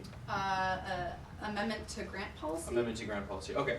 So I'll propose renaming that, but in the meantime, the B, new business, motion B on there, raised by the dead. Oh my god. It's been a long day, sorry. Raised by Caitlin Lowe, do I have a seconder for that? Dan, okay, Caitlin. Move it. Alright, so. Or Jolivet? Nicholson. Sorry. It's okay. Okay, so. Great. It's okay. Everyone's doing great. Thank you. We're all here. So it's just. Okay, so for the amendments to grant policy, the DSU receives every year a levy for the accessibility fund, and part of our discussions as an exec this year were what we should do with that money, and something that has been continuously coming up over the years, especially in a lot of society experience, is that there's a real push to make events like more inclusive, more accessible, but unfortunately a lot of those accommodations do cost a lot of money. ASL interpretation is very expensive, and trying to translate materials can also get really costly for student societies. And since the union promotes equitable events and just equity in general, we feel that having money set aside for students to apply for accommodation needs, primarily childcare, has seemed to be an extremely big issue for students who wish to participate in events or volunteer, especially within the DSU, and are unable to because they're unable to afford childcare. So this amendment to grant policy would create essentially accommodation grants that societies can apply for to help offset costs to have accommodations for their events and operations, but also for individuals to apply for their own personal needs as well. And are there any additional questions? Jeremy? Would this specifically be only for like DSU events? For instance, if a parent needed time to study for a final, would this accommodate the babysitter for that? That's the beauty of this, is that the criteria is very broad. So any student can apply saying, I need this accommodation, so they could definitely go to that. That's why it's not specific to events. That we're trying to leave it very open until we have a better understanding of what the kind of need for these grants is going to be, what type of uptake we're going to have. It's a very new initiative, so it is going to come back to council's table when we have a better understanding, hopefully after this semester, of what the use will be like. I think that's great practice. Thank you. So I'll start a speakers list. In the meantime, could I get a motion just to amend that to amendment to grants policy? My bad. Dan seconded Yazan. Is there any opposition to that? Okay, taken by unanimous consent. I'll continue with the speakers list. Angela. I should know this because I'm on the grants committee, but this would be handled by the grants. It would be handled by the grants committee. Okay, another question is that then with the precedence and sort of decision for what the need is for be decided by the grants committee as well, or what's the process like for doing that? It would be a combination of having the grants committee review how the accommodation grants were working and whether or not the criteria provided was effective, but also be in collaboration with the DSU exec as a whole to sort of shape how we can better address accommodation needs if the grants are unsuccessful, or anything like that. So it is going to be a lot of the grants committee members hashing things out, making sure that things are working and how to better address that and make recommendations at the end of the term, hopefully. But it'll also be a collaboration with the rest of the exec and hopefully council. Ollie. Yeah, just wondering, is there some sort of like maximum amount that folks can apply for, or like what are kind of like the limits of that? Again, because this is a new initiative, we don't really understand what the uptake is going to be, what sort of requests we're going to receive, and you have everything from childcare, which is a per hour cost essentially, to ASL interpretation, which is hundreds of dollars for one event. So we didn't really set like limits. That's why the committee is empowered to sort of try and deliberate what amount will be appropriate. There is a total amount that we will be able to give out for these grants, but because it's coming from the Accessibility Fund levy, there won't be an issue with that. And sorry, Dan, you wanted to speak to that too? Well, actually, Kaylin covered most of it. I just in our talks as an executive around what we had planned to do, or like what Kaylin had proposed and defined or refined here. What we had talked about was that the committee would come together, assess the overall budget that would be available, and then use that moving forward to ensure that like a reasonable or an appropriate amount be allocated, not just like throw the whole budget towards one initiative or towards one application. So thought has been given to sort of like how to budget and how to allocate funds. Next up, William. I guess this might be two questions, maybe. I hope it isn't. So I guess the first question is, this is the same accommodations and accessibility fund that was prior, mostly not used, but in the senses that it had been used, was used for capital stuff, right? Like, what sense can this fund be used for capital investments, if any, for improving accommodations and accessibility? Yeah, no, the fund in general is meant to go to accessibility purposes. That's why only a portion of it, again, a budgeted proportion, is going to go towards the grants themselves. Another thing we were talking about as an exec is how to better use the accessibility fund levy on an ongoing basis to address capital investments to make physical space more accessible. But there's also an additional fund that we have with the university that is there for that as well. And it is something that we've been discussing as an exec pretty much our entire term. Yeah. It's been around for a while. So I have Anthony and then Dylan Latondre. Anthony. One of the things that we've seen just through the response team with students is students who get stuck with ambulance bills, and even though a lot of the times they're signed up with the health insurance plan, it'll be covered, but sometimes they're still left with $100 to $200 to pay up. Do you think that this is something that would be encompassed in this accommodations grant, or do you think it's irrelevant? I definitely don't think it's irrelevant. I'm not too sure if it would fit under the mandate that these accommodation grants would have. Could you take it as a recommendation if there's a Yeah, totally, completely. I think that there definitely needs to be a way for students who find themselves in very similar situations to have the ability to seek financial assistance through the DSU.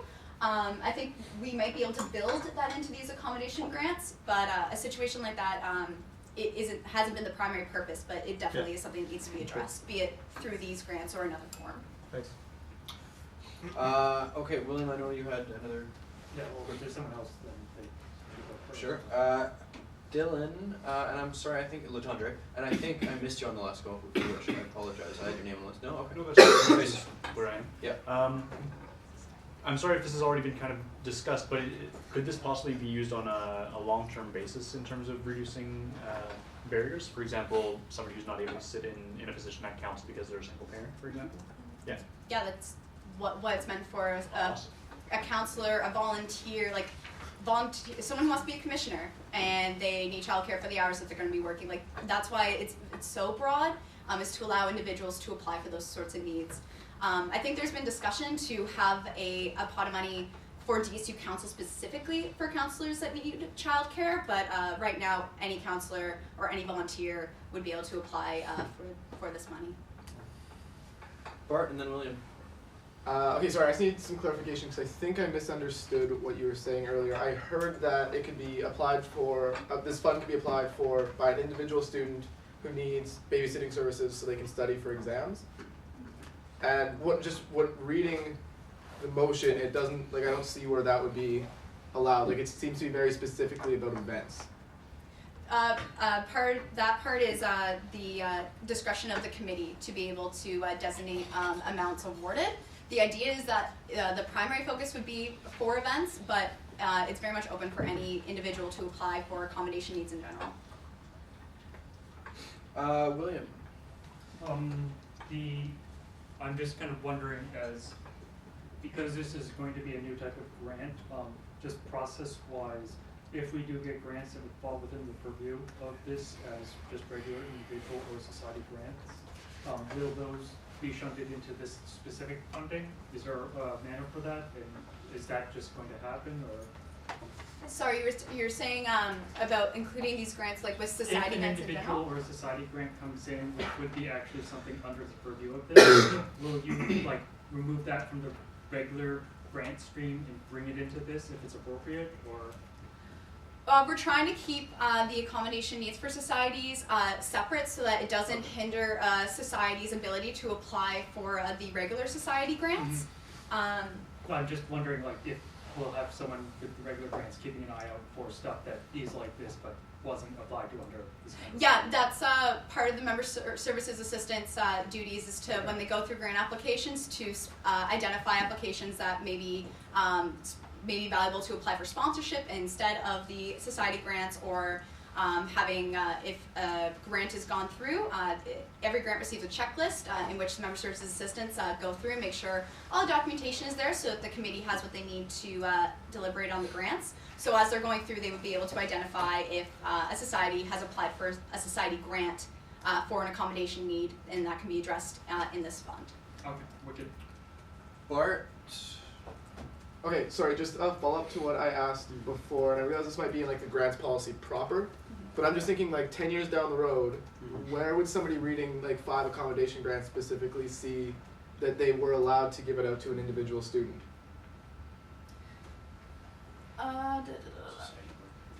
Yeah, it's, all of them should say, most of the bullet points should all say a society or an individual. It doesn't specify that they would be able, the examples listed in the policy are to defray costs wanting to become involved in DSU initiatives, and it's why that it was meant for both societies to be able to apply for and for individuals to apply for. Okay, so but it's about union activities and DSU stuff in particular. It's not for parents that might need to like study. So that's just where my confusion is, because I thought I heard that. Yeah. So I think that the issue is that the accommodation grant is pretty open. It's not necessarily. I would say that it is geared at events or activities of a society or of the union, which is 5B. But I think that, for example, if there was a group of people doing, for example, one of the things that's come up is groups of law students doing study groups. So that might not be an official sanctioned activity of the Law Student Society, but an individual could apply to be able to participate in that and gain an accommodation grant. I think that one of the things that we've addressed with this is that this fund is actually usually administered through the Student Accessibility Fund Committee, which we are trying to dissolve. So most of this stuff is all going to change in like probably before next September. But in order to start giving out these grants, we have to have something in policy, and we have to establish them, which is the first be it resolved clause, which establishes the grants as is. So I think that the issue is that, you know, in terms of what this is geared towards, it's geared towards participation. The other thing that's important to know is that the student union already has an additional accommodations grant that students can apply to for needs for academic accommodations. So it's not part of this. It's a separate grant that that students can apply for. So there's another source of funding through the same set of money for those kinds of things. Okay, cool. No, that's okay. I don't see any other hands, so I guess we'll proceed to a vote on the motion. All those in favor of the motion? Okay, motion passes. Next up, business of the executive. Dan, you have the floor. So as per usual, my report was circulated, and I won't go through every point. There were a bunch of things going on before the break, and then up until now after the break, a lot of catch up, because I was able to take a real break this year, which was fantastic. It was nice to step away for a little bit. A couple of things to note, some big ones. Undergoing a general manager review. So last week I started the process of undergoing a general manager review, which includes talking to our staff members, talking to the executives, and just kind of generally reviewing overall, work that has been done over the last year. So that's good. We moved into our new offices, which is excellent. So for those who haven't visited, you're more than welcome to visit. There are also like a ton of spaces that are available now for students to come and hang out and study or do work or have meetings, whatever you want to do. It's open all day and into the evening, and they're pretty comfy spaces. Our reno phase is almost done, which is also exciting. One of the most exciting updates, so our RFP process is completed, and the vendor that we chose was Ascension. I don't know if folks recall going through before the break kind of some of the updates. It was Ascension stylist or hairstylist. It was the hairstylist, and they had the most comprehensive package and the most attractive offer according to the Board of Operations. So that's exciting. So we can expect them to move in quite soon in the basement.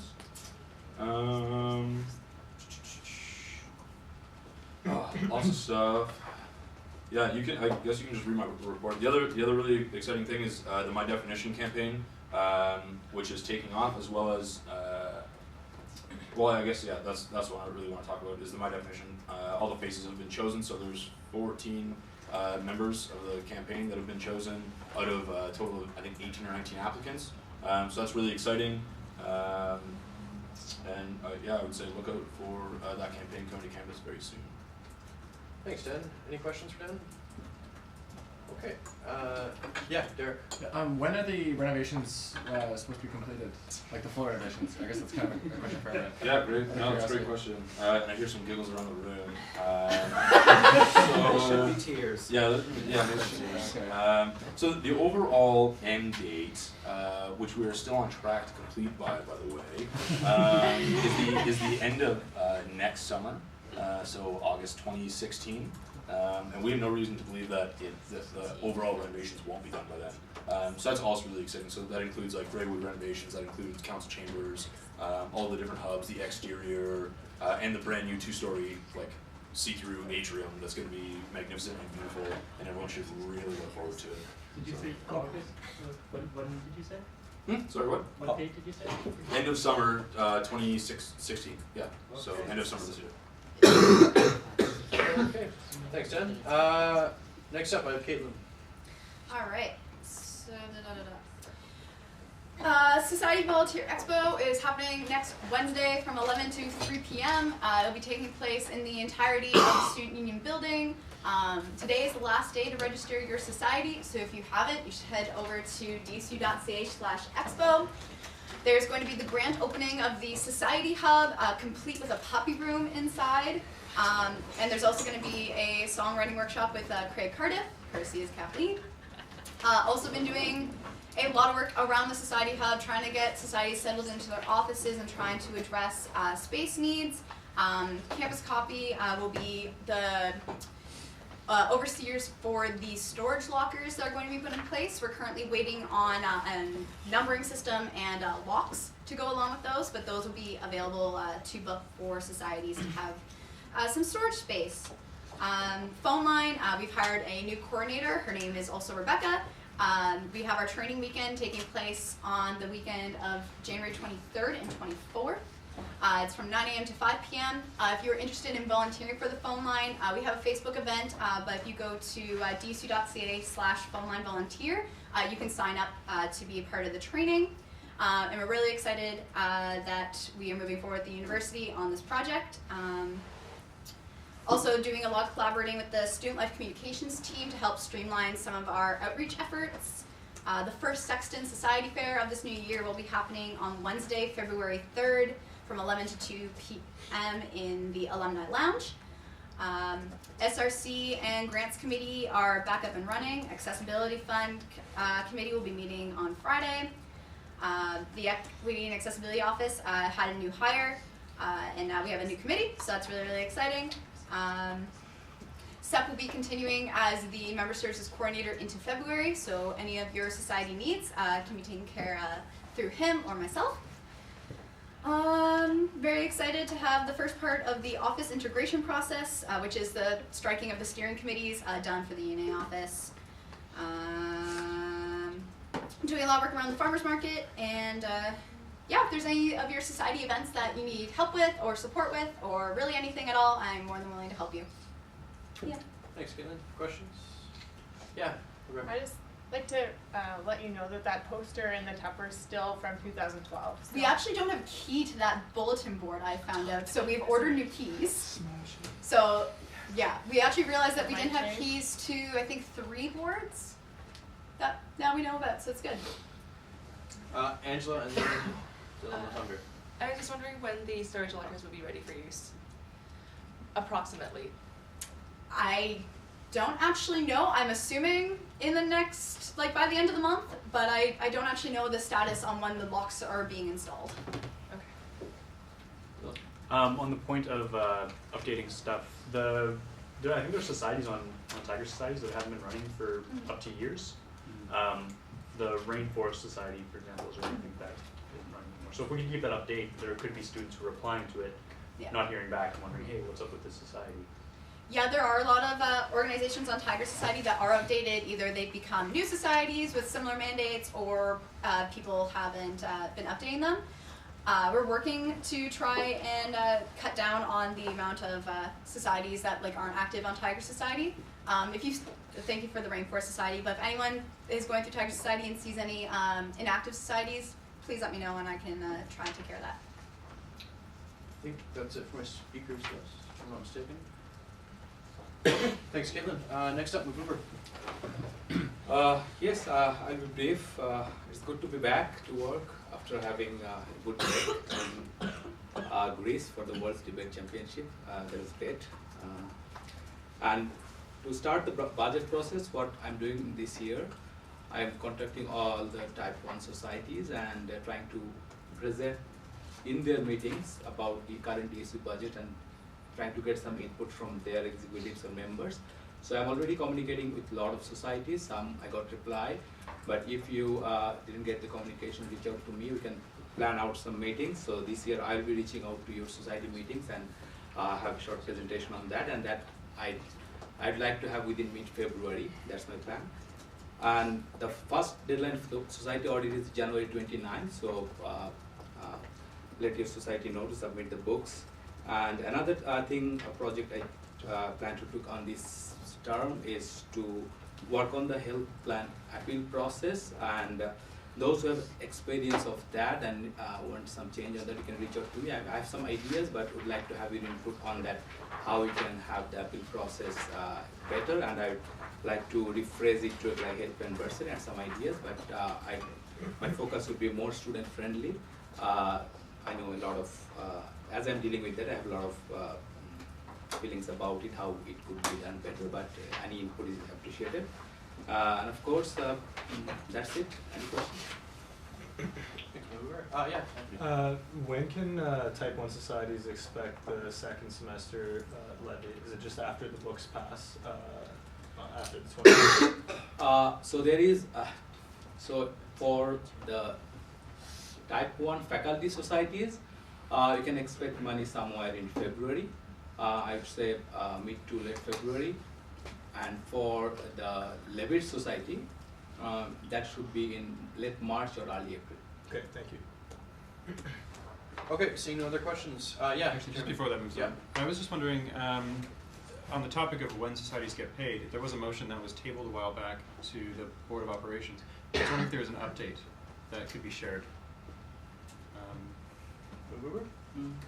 Yes, I think Board of Operations have discussed on the issue in the last meeting, and it will come up at some point. So, just an update on that conversation. What was there a result, or?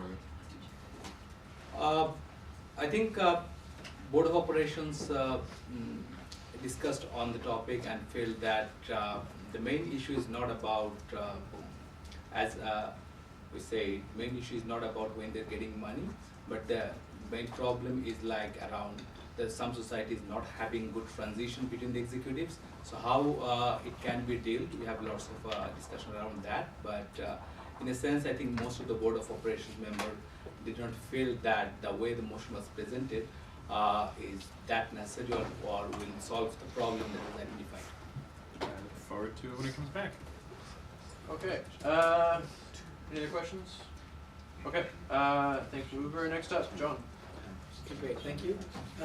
Most of you should have a copy of my report in front of you, so I won't just read it verbatim to you. To emphasize one thing, which is that the release of the Budget Advisory Committee report is imminent at this point. Carolyn Waters, the Provost at Senate this week, announced that the first draft has been completed and should be released soon.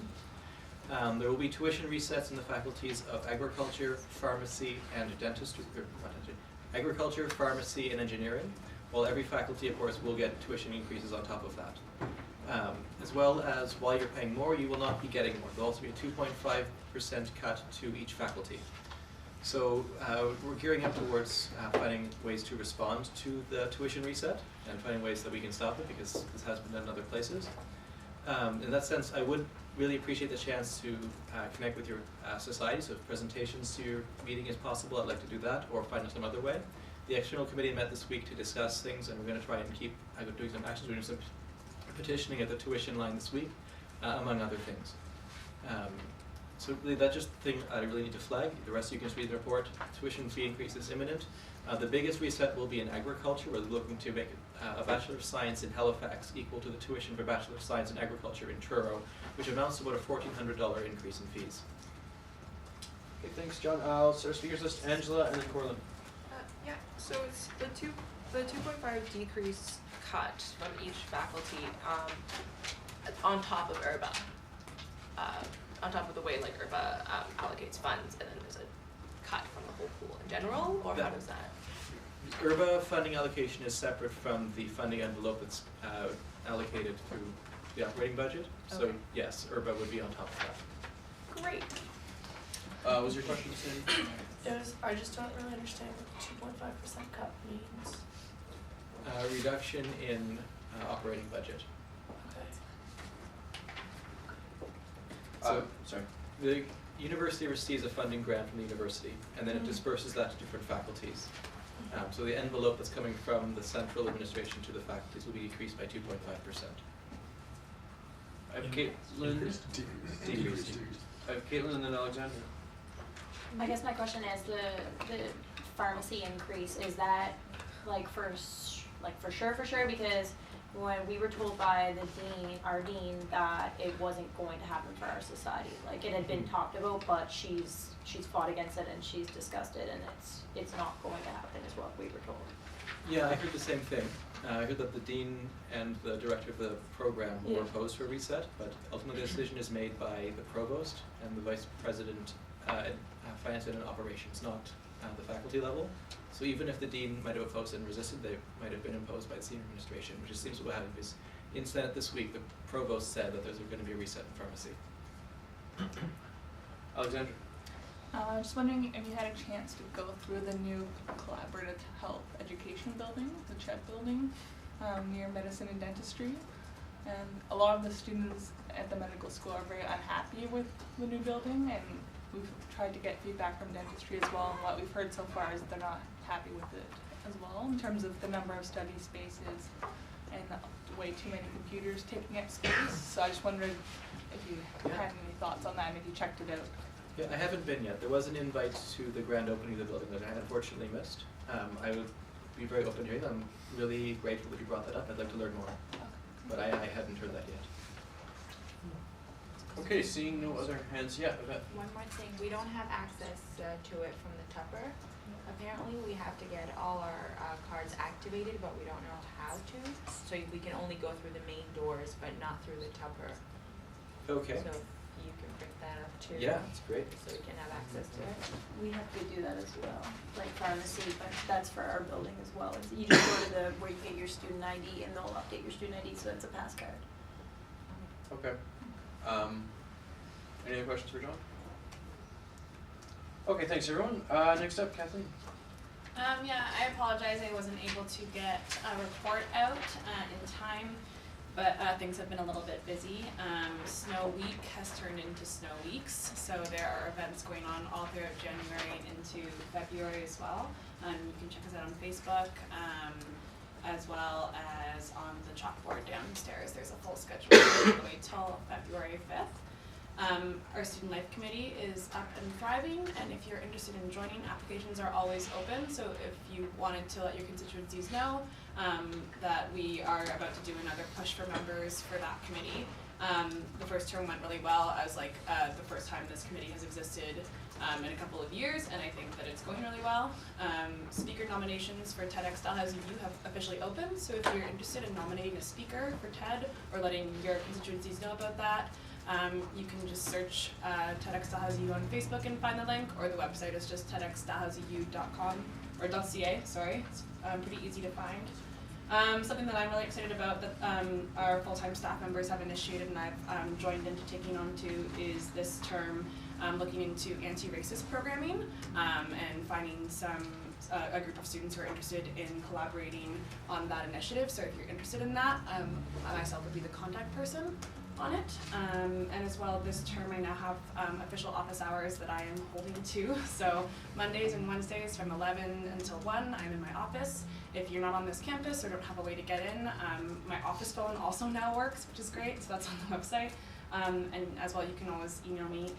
But I do find that if you come in or give me a call, it'll be faster because my inbox is quite full all the time. But as usual, if you have any questions, I apologize again for not giving a report. Come and see me after. Thanks, Kathleen. Any questions? Okay, next up, notices of motion, just something I mentioned in the email, and I'll get those from you. I kind of want to refresh any of the ones that were done last semester. We'll just wipe the slate on those, so if you do want to make any notice of motion for next meeting, the one after, to make it now. I want to renotice the motion to implement findings of the investment review committee. It's just awaiting feedback from Bob, so we're working on it. Okay. And I'll just say, sorry guys, and if you're new on council, feel free to get in touch with Suzanne if you have any questions about what's going on with any of these things going on, because we do have a few new people here tonight. Yeah. Oh, I would like to notice the striking of the Sustainability Steering Committee. Sustainability Steering Committee, thank you. I'd like to notice a governance review referral motion. I think it was noticed before, but in the spirit of refreshing. And also a notice of striking of a new committee, food board committee. What committee, sir? Food board. Food board committee, okay.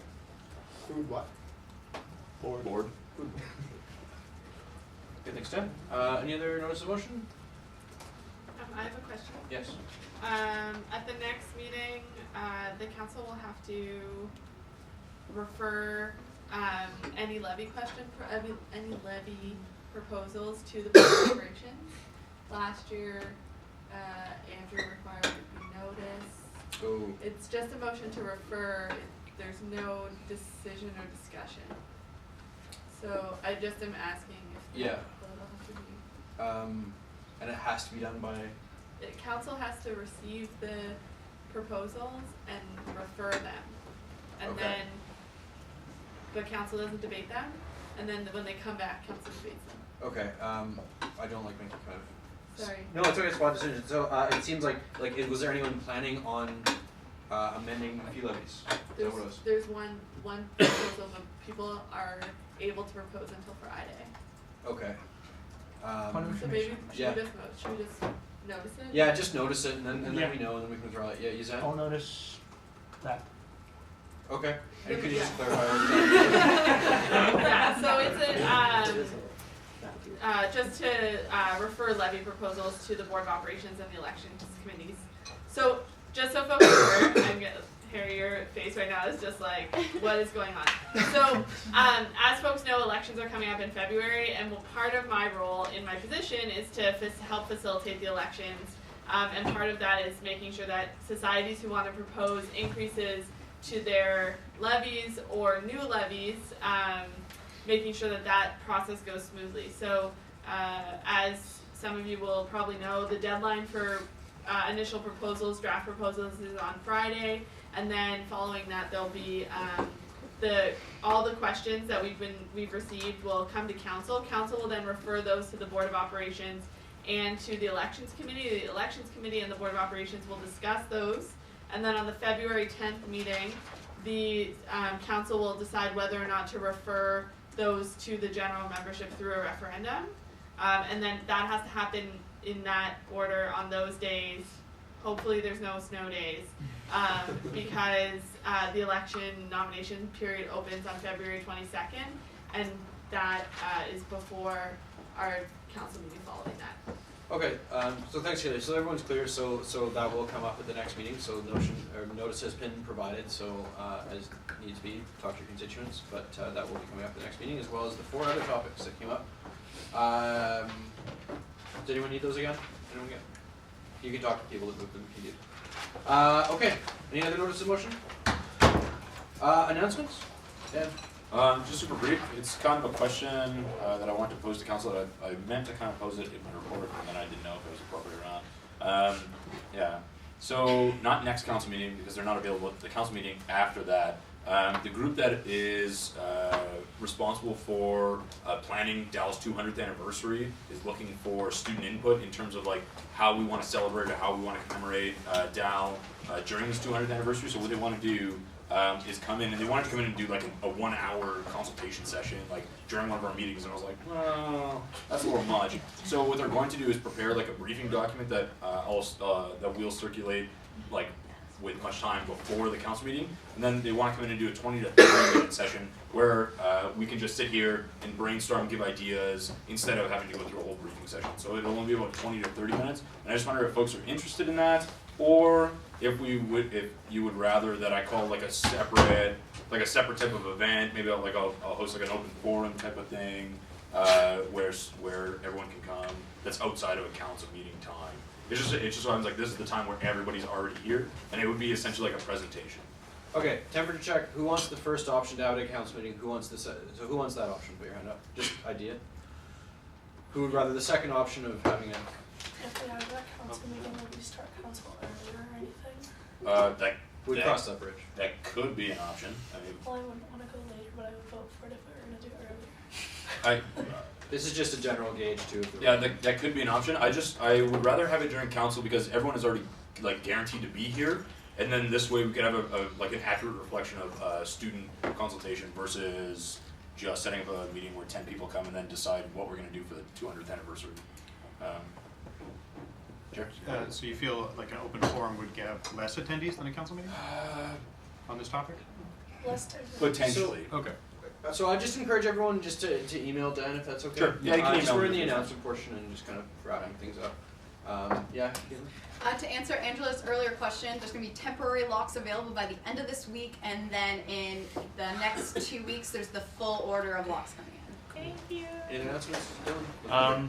2 things. On Tuesday from 5 to 7, there's going to be a Dalhousie Human Rights Community of Practice meeting, which is trying to bring together any society that works towards generally human justice-y type stuff. So if societies want to send representatives to this meeting, it's trying to foster networking and self-awareness of the fact that we're all working towards a common goal. So we stopped working at like cross purposes by accident kind of thing. So there's that, and if you're interested, then contact me. As well as, you guys may or may not have heard that there's now an Elders in Residence program, which brings Aboriginal elders to Dalhousie so that there is support for the community. And there was an article that came out in the Toronto Star about the Elders in Residence program, where it's pointed to that. It's not only a resource for the Aboriginal community, but it's a resource for the Dalhousie community as a whole, because we're trying to coexist and we're trying to work together. So please access the Elders in Residence program.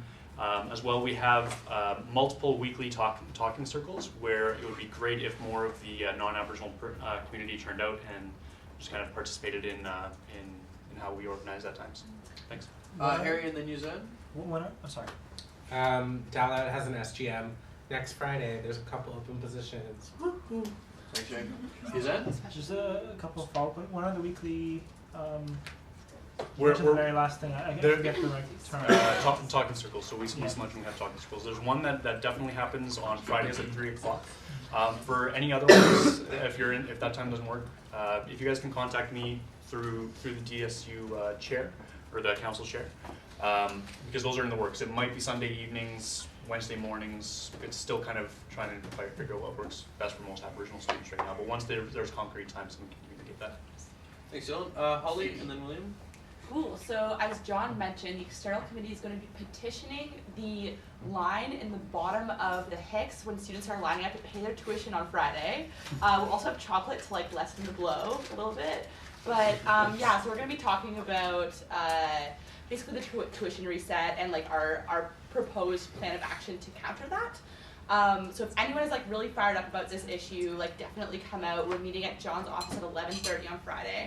And also, if you're interested in just like issues around this in general, the external committee is open. So join it. Thanks, Holly. William. There is a fan fiction contest on Friday. We're announcing the winners of that, and we're doing a public reading and reception of those winners. So Friday at 3:30 in McKean, 1184 the Classics Library. Some of them are good. Thanks, William. That sounds awesome. Any other? Sorry, yeah, Bart. Announcement. I just want to say that Dal won an award at the Law Games this year. We were the friendliest, most energetic, and most outgoing school. So yeah.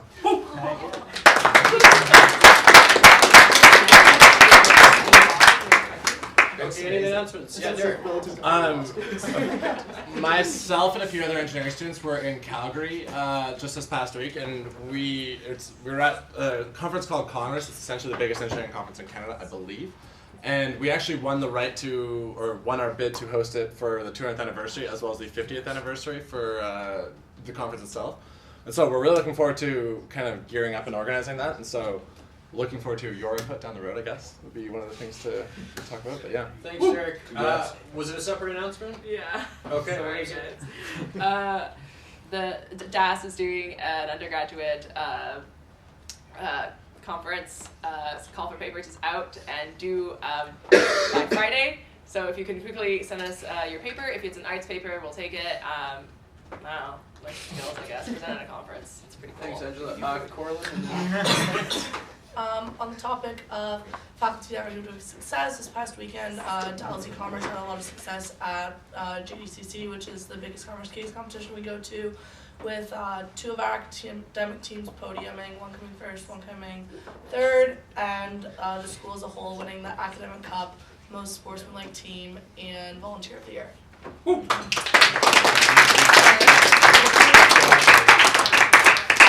I just want to remind you that if you want a presentation to your society about the governance review, send me an email and we'll make it happen. It's really exciting. And I'll just Yeah, I got your email, Angela. Thank you. Everyone else. It's not Angela. Everyone nodding. You can also email me about governance review. And so if needs be, if you want any of these announcements included in the post-meeting email, send me an email, and I will do so. Other than that, is there a motion to adjourn? Yes. Dan, seconded. Everybody. Sure, yeah. Any opposed? Yes. Motion passes. Wait, what? Oh, yeah.